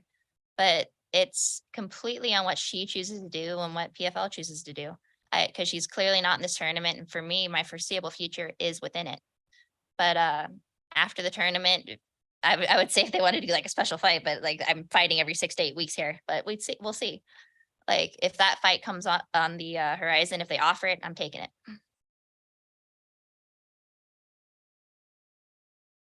Anyone else? Any final questions for Aspen? I do. Go ahead. Cassandra Cousineau, LV Sports Biz. Hi, Aspen. Hi. You've been in a professional fighter for over 10 years now. I mean, you started really early, before you were about 18 years old. How does the urgency of this kind of tournament help bring the fun back into this being just a job for you after a while? Yeah, I think like anything, you can get burned out. And I was definitely at that point. It was just like negative thing after negative thing, like blowing out my knee, all kinds of bad stuff. And or being shelved for 5 or 6 months at a time. It sucked. With the PFL, it's completely different, and it kind of takes you back. So the last time I was able to fight frequently all the time was when I was amateur. I was 18 years old, because you're booking your own fights. You're able to hopefully get a quick turnaround. I haven't had that experience as a pro in forever, basically. So with the PFL, not only do I have guaranteed fights during a guaranteed time frame, I also have the knowledge of it's not who the flavor of the week is or who's the favorite this week. That person's going to get the next fight. like you do well here, you keep fighting. And that is really, really cool and not something I'm used to. Final question. The PFL has a unique technological aspect to it with the smart cage and being able to actually track strikes. How does that help you as a fighter? And have you actually integrated any of it into this camp after you had your first experience with it? I haven't. My coaches very well could have. I know at least one of them counts shots all the time. But it's not something I thought of too much. Like I remember thinking after last night, oh, that's cool. But it's not, it's still a new thing for me. But striking coaches, boxing coaches have been counting shots forever, since the dawn of time. Got it. Good luck Friday night. Thank you. Thank you, Aspen. Cool. Thank you.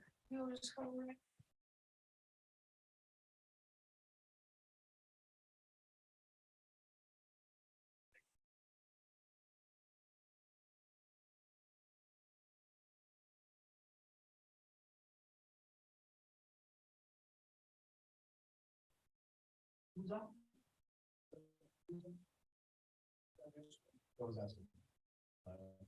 You have Bruno left and there's.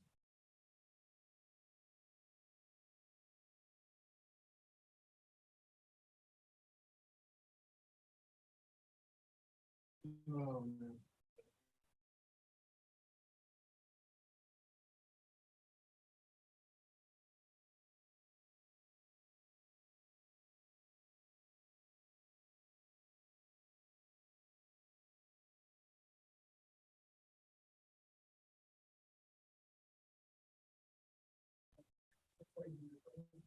Yeah, I know. She gets a pass.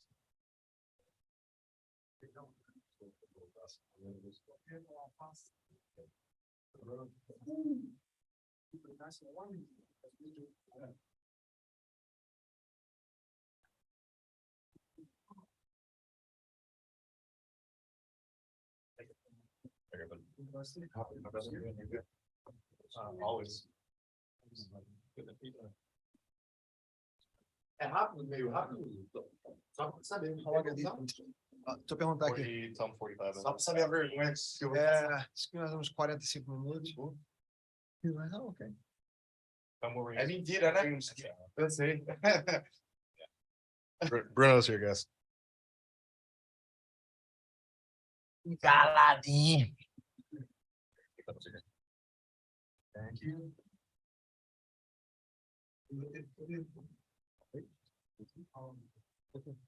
Need a brush? Yeah, let's makeup on. Jonathan, you up? Awesome. Thank you. Jonathan Ramlicon, 5 Regions Sports. How you doing, Bruno? Bruno, como é que você tá? Muito bem. Obrigado. Doing well, Now, thanks. Appreciate it. Now, appreciate you taking the time, and you have a couple seasons under your belt here in the PFL. Do you feel like being an experienced fighter in a time where PFL is bringing a lot of outside talent in give you an advantage? Você é cara que já lutou em 2 temporadas aqui na PFL antes, e na terceira agora. Você sente que essa experiência, já tendo competido nesse formato aqui, te traz uma vantagem? Bom, com certeza, pelo fato de a gente ter 4 lutas aí pela frente, a gente tem que fazer um bom planejamento de treino para não se machucar. Então, essa experiência aí das 2 seasons passadas, com certeza é muito importante para mim. Yeah, I feel like the experience that the past 2 seasons bring, it's invaluable, right? You got 4 fights coming up in order to become champion. It's a lot more that comes into play than just competing. You got to take care of yourself over the course of the season, and I feel like I do have a competitive edge. I haven't done this before. Now, you took your first loss in the PFL last year after, I think, 5 straight wins. What were you able to learn from that loss to continue and improve in a better fighter this year? O que você aprendeu com a sua derrota aqui ano passado? Você que tinha recorde de 5-0 aqui na PFL. Enfim, acabou que pegou a primeira derrota aí na sua segunda luta do ano passado. Bom, principalmente não relaxar durante a luta, né? Eu estava dominando a luta ali durante os 3 primeiros minutos ali do primeiro round.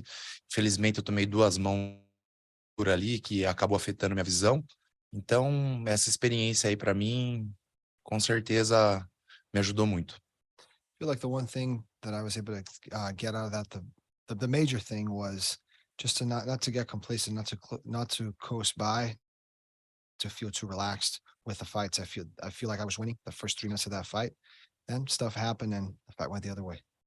Awesome. Appreciate your time, Bruno, and appreciate you translating, Edward. Thank you. No problem. Lorenzo.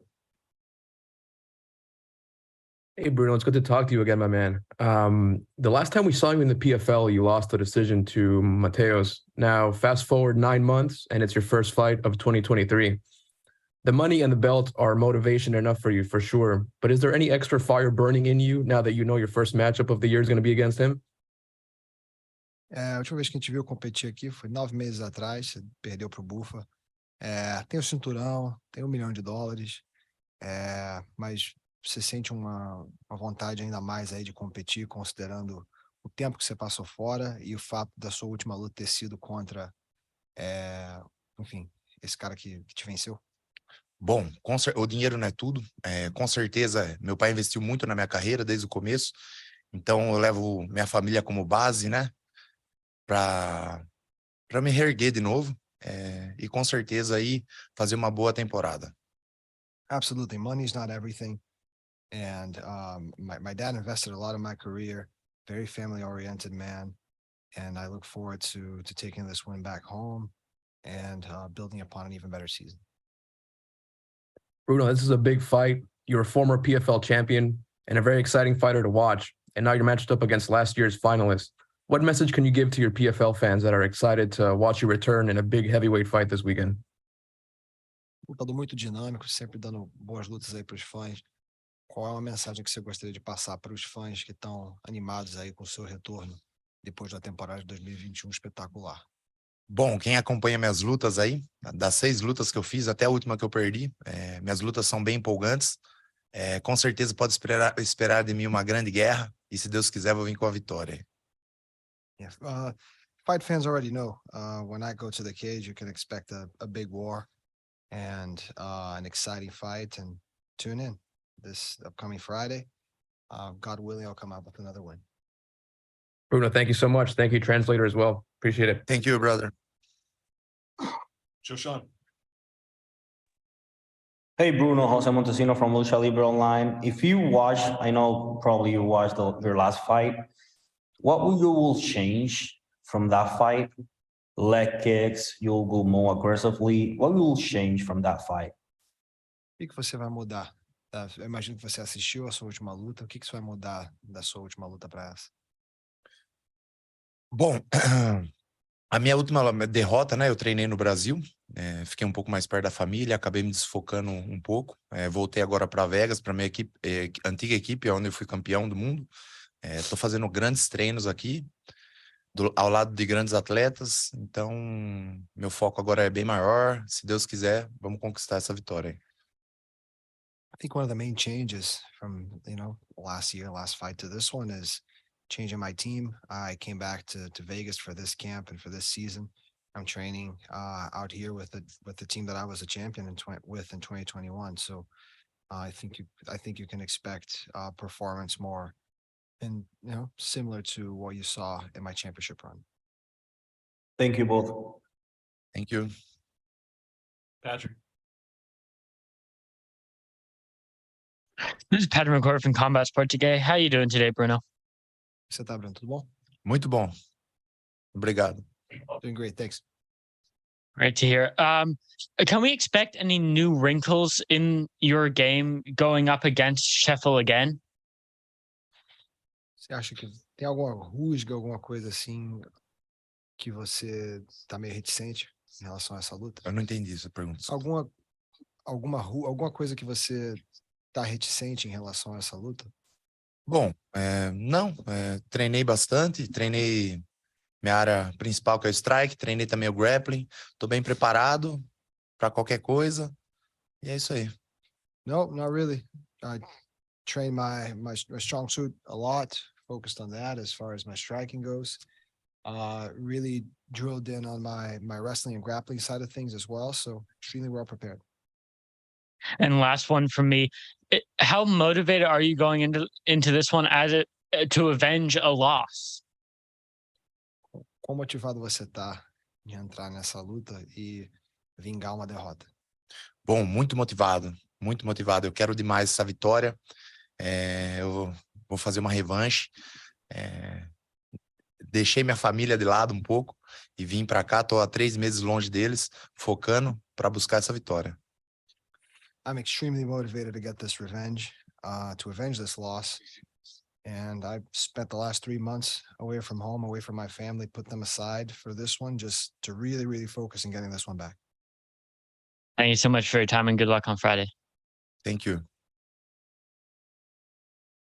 Anybody else, guys? Any other questions for Bruno? Anybody in the locker room? Anybody? That's it, Bruno. You're good to go, my man. Finish. Falou 45 minutos? Eu sei, tô brincando.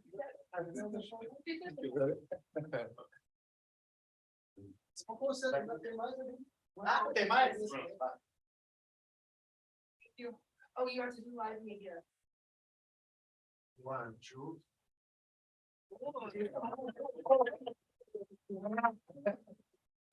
That was a good one.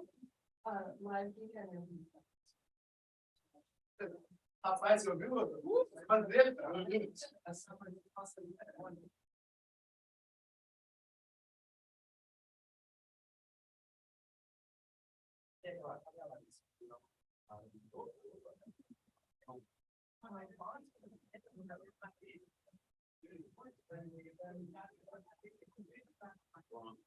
Somebody. The rest of that. So Bruno come back to something recording. What happened? So track them down.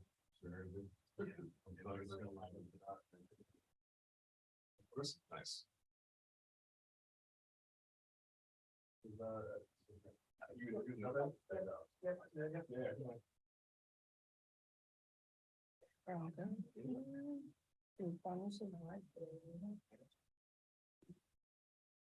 Hey guys, we got Larissa in.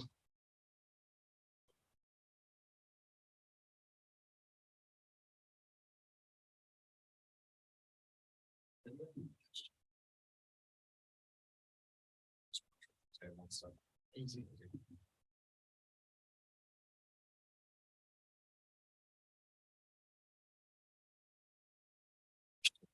And Jonathan, you're up.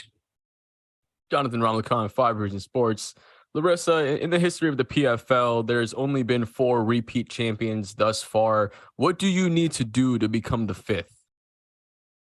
Larissa, na história de PFL, só tem 4 campeonatos que repetir. O que você precisa fazer para ficar aos 5? Bom, eu preciso continuar ganhando, né? E eu vim para cá para isso. Desde que entrei na PFL, sabia que seria a mudança da minha carreira e trabalhei como trabalhava antes, com toda a determinação para me tornar campeã. Consegui me tornar campeã. Agora eu quero continuar sendo campeã. Quero me tornar aí o mais tempo possível campeã do evento. Yeah, so this is why she's here. She's here to win, continue to win. Ever since she started this journey and this career as a fighter, you know, this is what she's here to do. She wants to remain champion for as long as possible. Now, you started your career undefeated, and now you're on the second longest streak of your career. What did you feel like you were able to learn maybe during those rough patches to allow yourself to get on that next streak?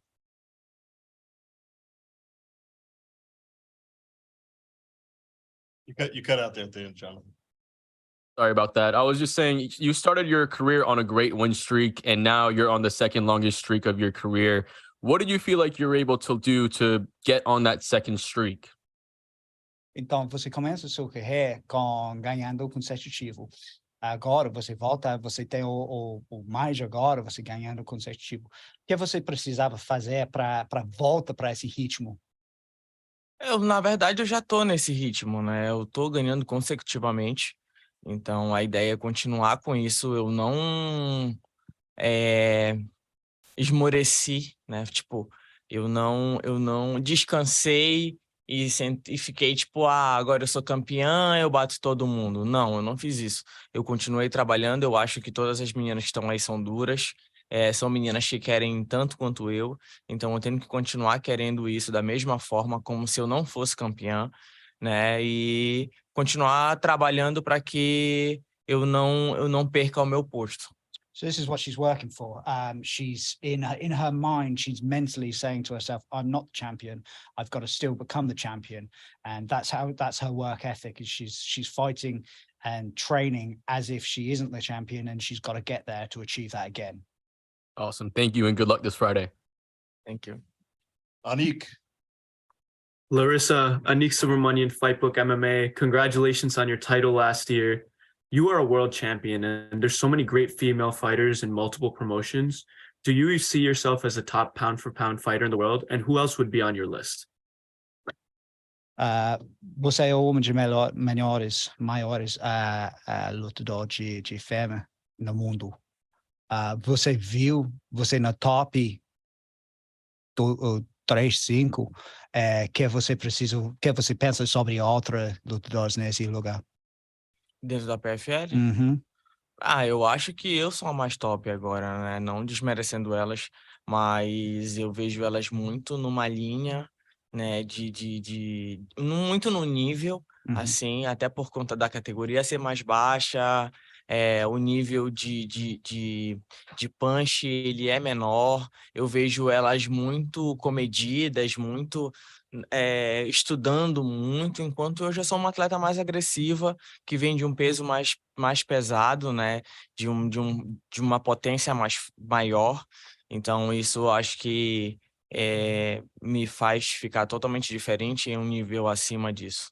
So nothing against the other fighters, but basically she feels that in the PFL she's the top, she's number one, and she's just on a different level to the other girls. Amazing. And one more question from me. Chris Cyborg and Amanda Nunes are also some great fighters who fight at 145 pounds. Are there any dream opponents for you besides Kayla Harrison?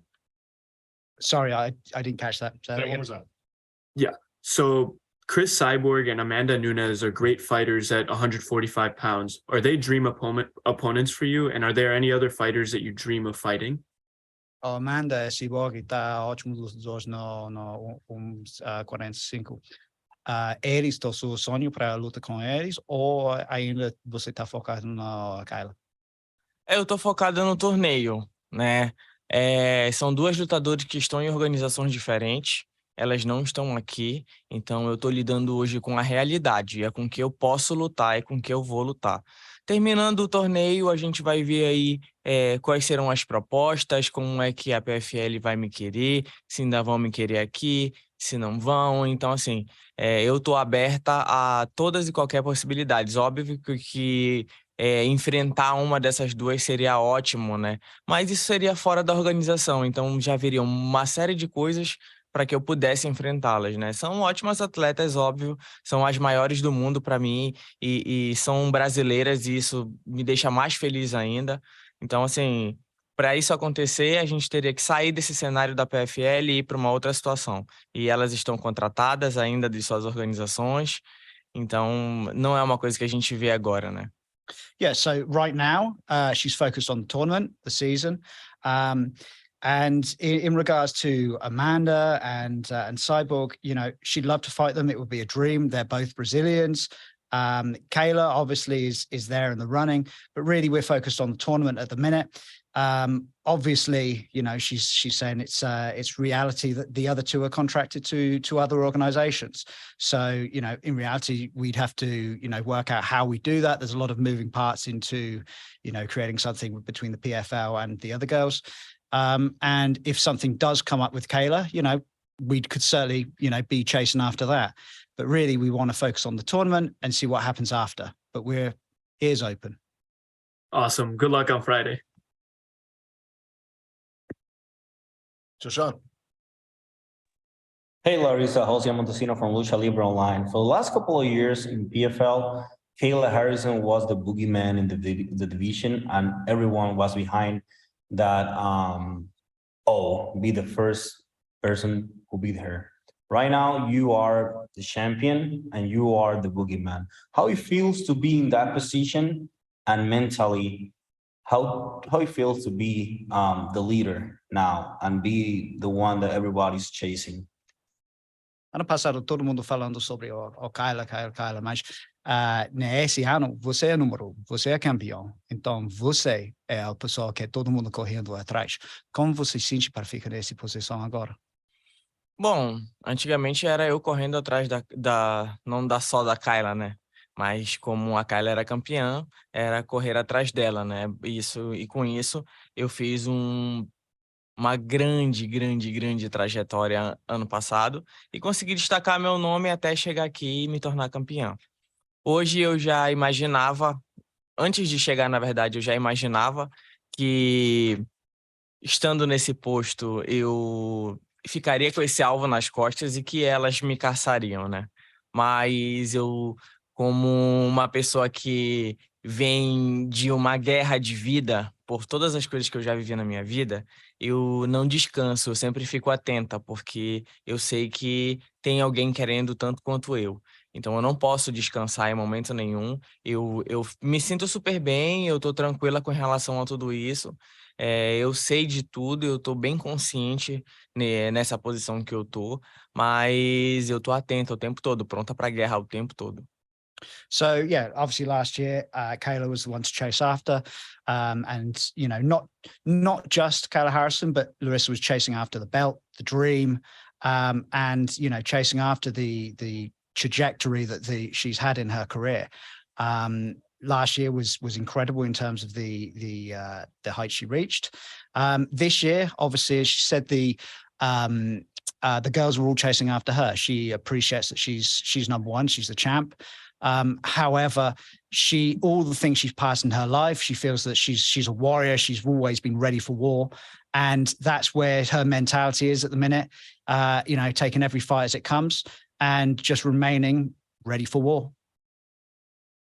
Thank you. Obrigado.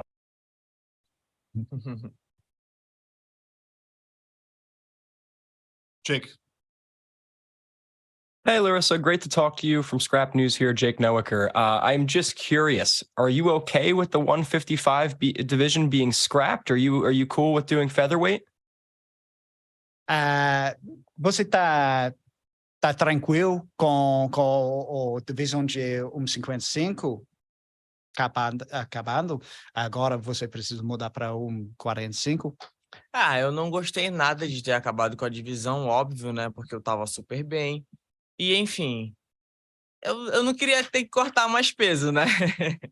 Mas eu sou super profissional e eu venho me preparando já para 145 desde o ano passado, quando a PFL anunciou que provavelmente a categoria acabasse. Então, eu reuni minha equipe, complementei a minha equipe com tudo, com todos os profissionais possíveis para me deixar mais bem preparada para isso, e eu tô me sentindo bem, super bem. Falta pouquíssimo peso para cortar. Eu vou fazer isso brincando. Vou amanhã tá na pesagem suave, de boa e pronta para a luta sexta-feira. So yeah, it was a shame to see the 155 category get dropped. She said it's always a shame to see any category get dropped. But obviously, from her point of view, a 155 is better. She's got a higher walking around weight, so it's simply less weight to cut to fight. But she feels really good at 145. After the win last year, she was super motivated, and fortunately we had the news that they were going to cut it and we were going to drop to 145 as we finished in New York. So, you know, that gave us a little bit of a head start to start cutting weight, to start getting things mentally prepared. She took a little bit off for Christmas. She used the money to invest in her team. And she grew her team. She's now got a sports doctor, a nutritionist, all that as part of the team. And that's helped her cut weight really, really well. She said she feels good. The weight cut is going really, really well. And she thinks that, you know, when we go for the weigh-ins tomorrow, everything's going to go fine. It's going to be really easy for her. She feels really well prepared. Glad to hear it. And last one from me. Obviously, the PFL is expanding. They're going to Europe, new parts of the USA. Any rumors? You know anything about PFL heading to Brazil someday?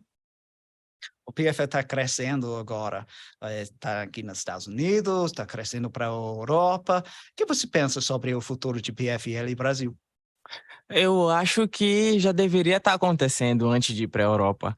Afinal, o Brasil é o lugar onde todo mundo ama a luta e ter lutadores brasileiros faz com que o público vá até os lugares para irem. E isso eu falo porque eu vim lutando de eventos super pequenos em que as casas eram lotadas, em que todos os atletas, em que todas as pessoas que estavam assistindo gritavam e vibravam para, sei lá, um lutador desconhecido que você não faz ideia que existe, que tá lutando, sei lá, vai lutar sexta-feira, entendeu? Então, no Brasil a gente tem vários eventos pequenos. Imagina um evento com a grandiosidade da PFL no Brasil, seria extraordinário. No meu município, então, no meu estado, certeza que encheria um estádio. She said, yeah, definitely. She actually thought that it should have happened before PFL Europe. She said Brazil is an amazing country for fighting. Huge, long history in fighting, great athletes, and not only is the athlete scene great, is the audience is great. Everyone goes crazy when they have a small promotion. There are many small fights and small events and promotions there in Brazil. She said just in her state, she goes to a few, and some of them even are in people's houses, and they're televised, and people are going crazy and screaming and shouting. So yeah, she definitely sees that as a future option for PFL. Awesome. I hope it happens soon. And Larissa, thank you. Best of luck. Can't wait. Thank you. Patrick, you're up.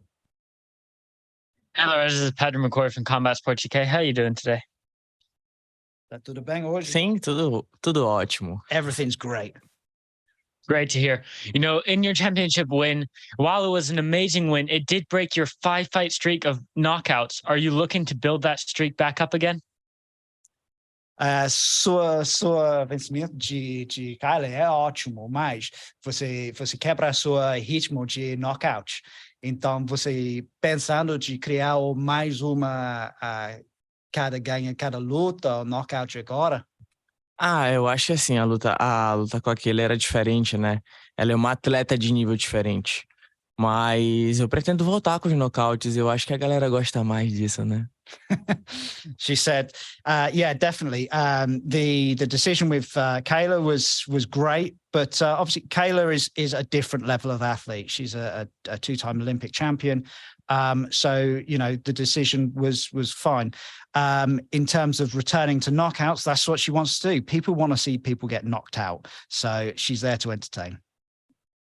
That's awesome to hear. And last one for me, is it motivating having the target on your back of being the last year's champion and having everyone chase you this time? Você pensa que tem mais motivação porque você é campeão agora, todo mundo correndo atrás de você? Sim, com certeza, mais motivação. E não só isso, eu quero ser campeã, double champion da PFL, então eu quero chegar agora na 145, eu quero fazer grandes lutas, eu quero me tornar a primeira campeã de 2 categorias da PFL. Essa é a minha motivação. Yeah, definitely. It's a huge motivation, but not only the motivation of being chased, it's the motivation of remaining the champion. She wants to become and is chasing after becoming the PFL's first double champ. And that's her real motivation for this year is to win and to become champion of the 145 division as well. Great to hear. Best of luck on Friday night. Thank you. Lorenzo. Hi, Larissa. It's nice to talk to you. You've been on an amazing run the past couple of years in the PFL. As an outsider looking in, it's easy to see that and say you've improved tremendously. Do you agree with that? Or do you maybe feel that you're now getting to show what you've known all along about yourself? Você tinha uma ótima carreira aqui na PFL. Então, você pensa você está agora de vista você está melhorando ainda ou você pensa você está usando o talento que você sempre teve? Na verdade, eu sempre tive esse talento. Eu não tive qualidade de. Nunca tive dinheiro, essa é a real. Então, entrar na PFL e poder ganhar mais dinheiro e poder investir mais na minha carreira, em poder investir na nossa academia, minha do JB, investir no nosso material de treino, investir no corpo de atletas, a gente poder fazer isso fez com que eu evoluísse mais, ganhasse mais potência e me tornasse o que eu sou hoje. Então, acredito que hoje eu esteja entrando, não estando, mas entrando no início do meu auge, no início do auge da minha carreira. Então, ainda tenho aí uns bons anos de auge e eu quero permanecer nisso. Então, eu vejo que esse talento, na verdade, nem digo talento, mas essa disposição, essa determinação, eu sempre tive. Agora eu estou conseguindo mostrar ela para as pessoas com mais ênfase. Yeah, she said she's felt like she's always had this talent. Winning the money has made a huge difference to it. It's enabled her to unlock what she's always had, and the determination she's had has always been there. But having money, she's been able to invest in her gym back at home in Belém, which is JB Jiu Jitsu, and build her team. Continue to improve in every aspect across the board. So this has really kind of unlocked her potential and given her space and the ability to breathe and continue to grow. Your last fight was a tremendous championship win. You now have a lot of new fans, and you've been getting tons of love since then. How have you experienced these past 4 months since your big win? Agora você está crescendo seu nome, sua fã também, você tem muitos mais fãs aqui e lá também. Ou como sua vida esses meses depois que você ganha de cara? As pessoas, né, no meu estado, pelo menos, elas sabem mais quem eu sou. Mas, assim como eu falo, eu levo uma vida muito simples. Eu não sou muito de sair, eu não sou muito de estar, assim, né, perto das pessoas para que eu possa receber isso. Mas sempre que eu vou num lugar, tem alguém que me reconhece, eu fico muito feliz por isso. Mas é tudo muito novo para mim, porque eu ainda não consigo me ver desse jeito, sabe? Eu não consigo me ver como a campeão, como uma estrela sei lá, do mundo, não sei. Mas isso é muito, eu sou uma pessoa tímida, então isso me deixa meio assim. Mas é muito legal receber o carinho das pessoas, ver que tem gente que nem me conhece me admirando, saber que eu inspiro meninas, meninos, crianças a seguirem no esporte, mostrando para eles que mudou a minha vida, né? Me dedicando ao esporte mudou a minha vida e que pode mudar a vida deles também. Isso é muito gratificante. Yeah. So she's basically, she said she is a timid person, believe it or not. But essentially her fan base at home has grown, and that's really what's been very important to her for seeing. She's a very kind of humble person. She doesn't go out a lot. She doesn't go to parties or anything like that very much. She's focused on her career, and she likes the places that she likes. She still goes to the same places. She still goes to the same hangout places, bars, whatever. People know her, and she is getting recognized a lot more, obviously, in her hometown. And that's really what's important to her, is becoming an inspiration for anyone studying martial arts, girls, boys, and being able to be a positive influence on them. One last one for me. Thank you for the time so far. It's a new year, and that means a new season for the PFL. Is it important for you knowing that your first fight of 2023 is against an experienced and dangerous fighter such as Julia Budd? O que você pensa sobre a luta contra Julia Budd? Porque ela tem muita experiência, é a primeira luta do ano. Eu acho que se fosse com qualquer outra, eu teria o mesmo pensamento. Ela é muito experiente, de fato. Mas eu avalio que as últimas lutas dela não foram muito favoráveis para ela, né? Como eu falo, eu venho de uma categoria acima. Eu venho com uma potência diferente, eu venho com um ritmo diferente, um ritmo de nocaute, um ritmo de impor a luta. Então, eu espero que ela esteja bem disposta a isso, porque eu estou. Eu vim aqui para vencer, eu não vim para brincar. Então, é isso. Eu acho que eu não olho muito para minhas oponentes como paredes impossíveis de quebrar. Yeah, she appreciates and she respects Julia. She's had a great career. She's very experienced, but Larissa feels that she is also very experienced despite her young age. She's come here to win. She's been training for this. She takes every fight as it comes, but she's focused on the win going forward. Obrigado. Thank you so much. Thank you. Jashan, did I miss you?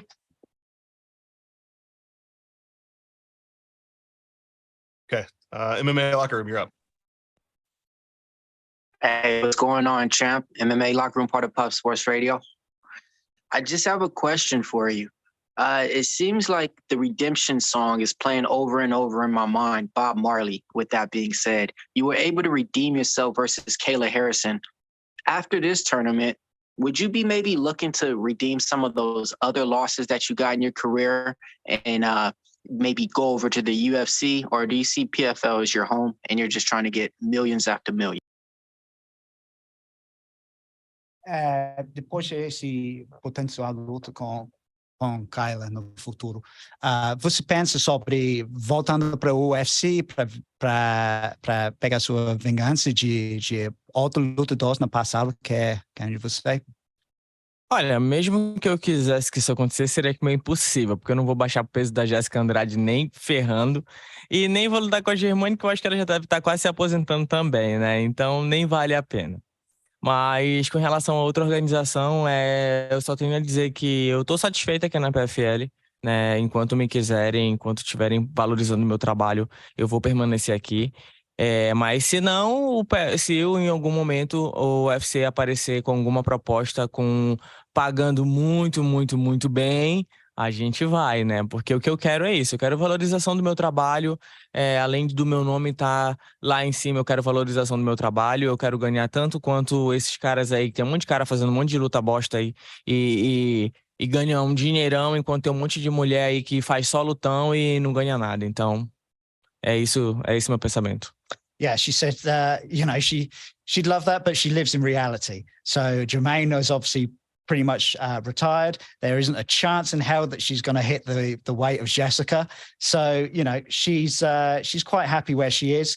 PFL's been a great home. She's really, really happy here. But of course, if the UFC comes out with an amazing offer, it's something that we'd certainly consider. It would have to be a really good offer, obviously. But that's where her head's at. She's very focused on the current season. But going forward, obviously always open to options. She's focused on money. Obviously she's focused on building her name, but the real focus is, investment, improving her name, continuing to build her career. And she said that, she's seen lots of fights in the UFC where, they've been not very entertaining and these guys are earning absolute fortunes. And the girls there are absolutely kicking ass and not earning as much. So it's an option for the future, but we'll see. Got it. I love that response too. Just one more for me. Any new tattoos that you got? And who do you think have some of the best tattoos in the MMA fight game? Você tem algumas novas tatuagens? Quem você pensa tem as melhores tatuagens no MMA? Eu acho que eu tenho as melhores tatuagens. Mas eu não tenho nenhuma tatuagem nova no momento. Na verdade, eu tô preparando um projeto para fechar toda a minha costa. Só que como foi muito curto o tempo de final da temporada e agora já é o começo para poder me preparar, eu acabei não fazendo porque tiraria muito do meu tempo. Mas acho que assim que eu tiver uma pausa, acho que acredito no final do ano, é um projeto que eu já estou fazendo, já estou vendo os tatuadores para que eu possa fechar a minha costa inteira e aí a gente vai ter novidade.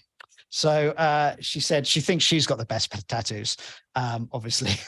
So she'd love to finish her back piece. That's something that she is working on, but obviously a huge piece like that takes time out of her schedule and takes time out of her training. So with this pause between New York and here, it's only been a couple of months, not really enough time to have a big piece done like that and continue to train, continue to recover, etc. So we'll see. End of the year comes. She's looking at different tattoo artists and seeing their availability and seeing who would best fit the project that she wants for her back.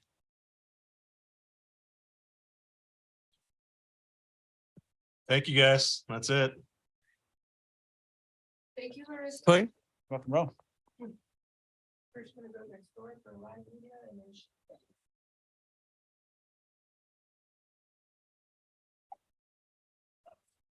Now I can share the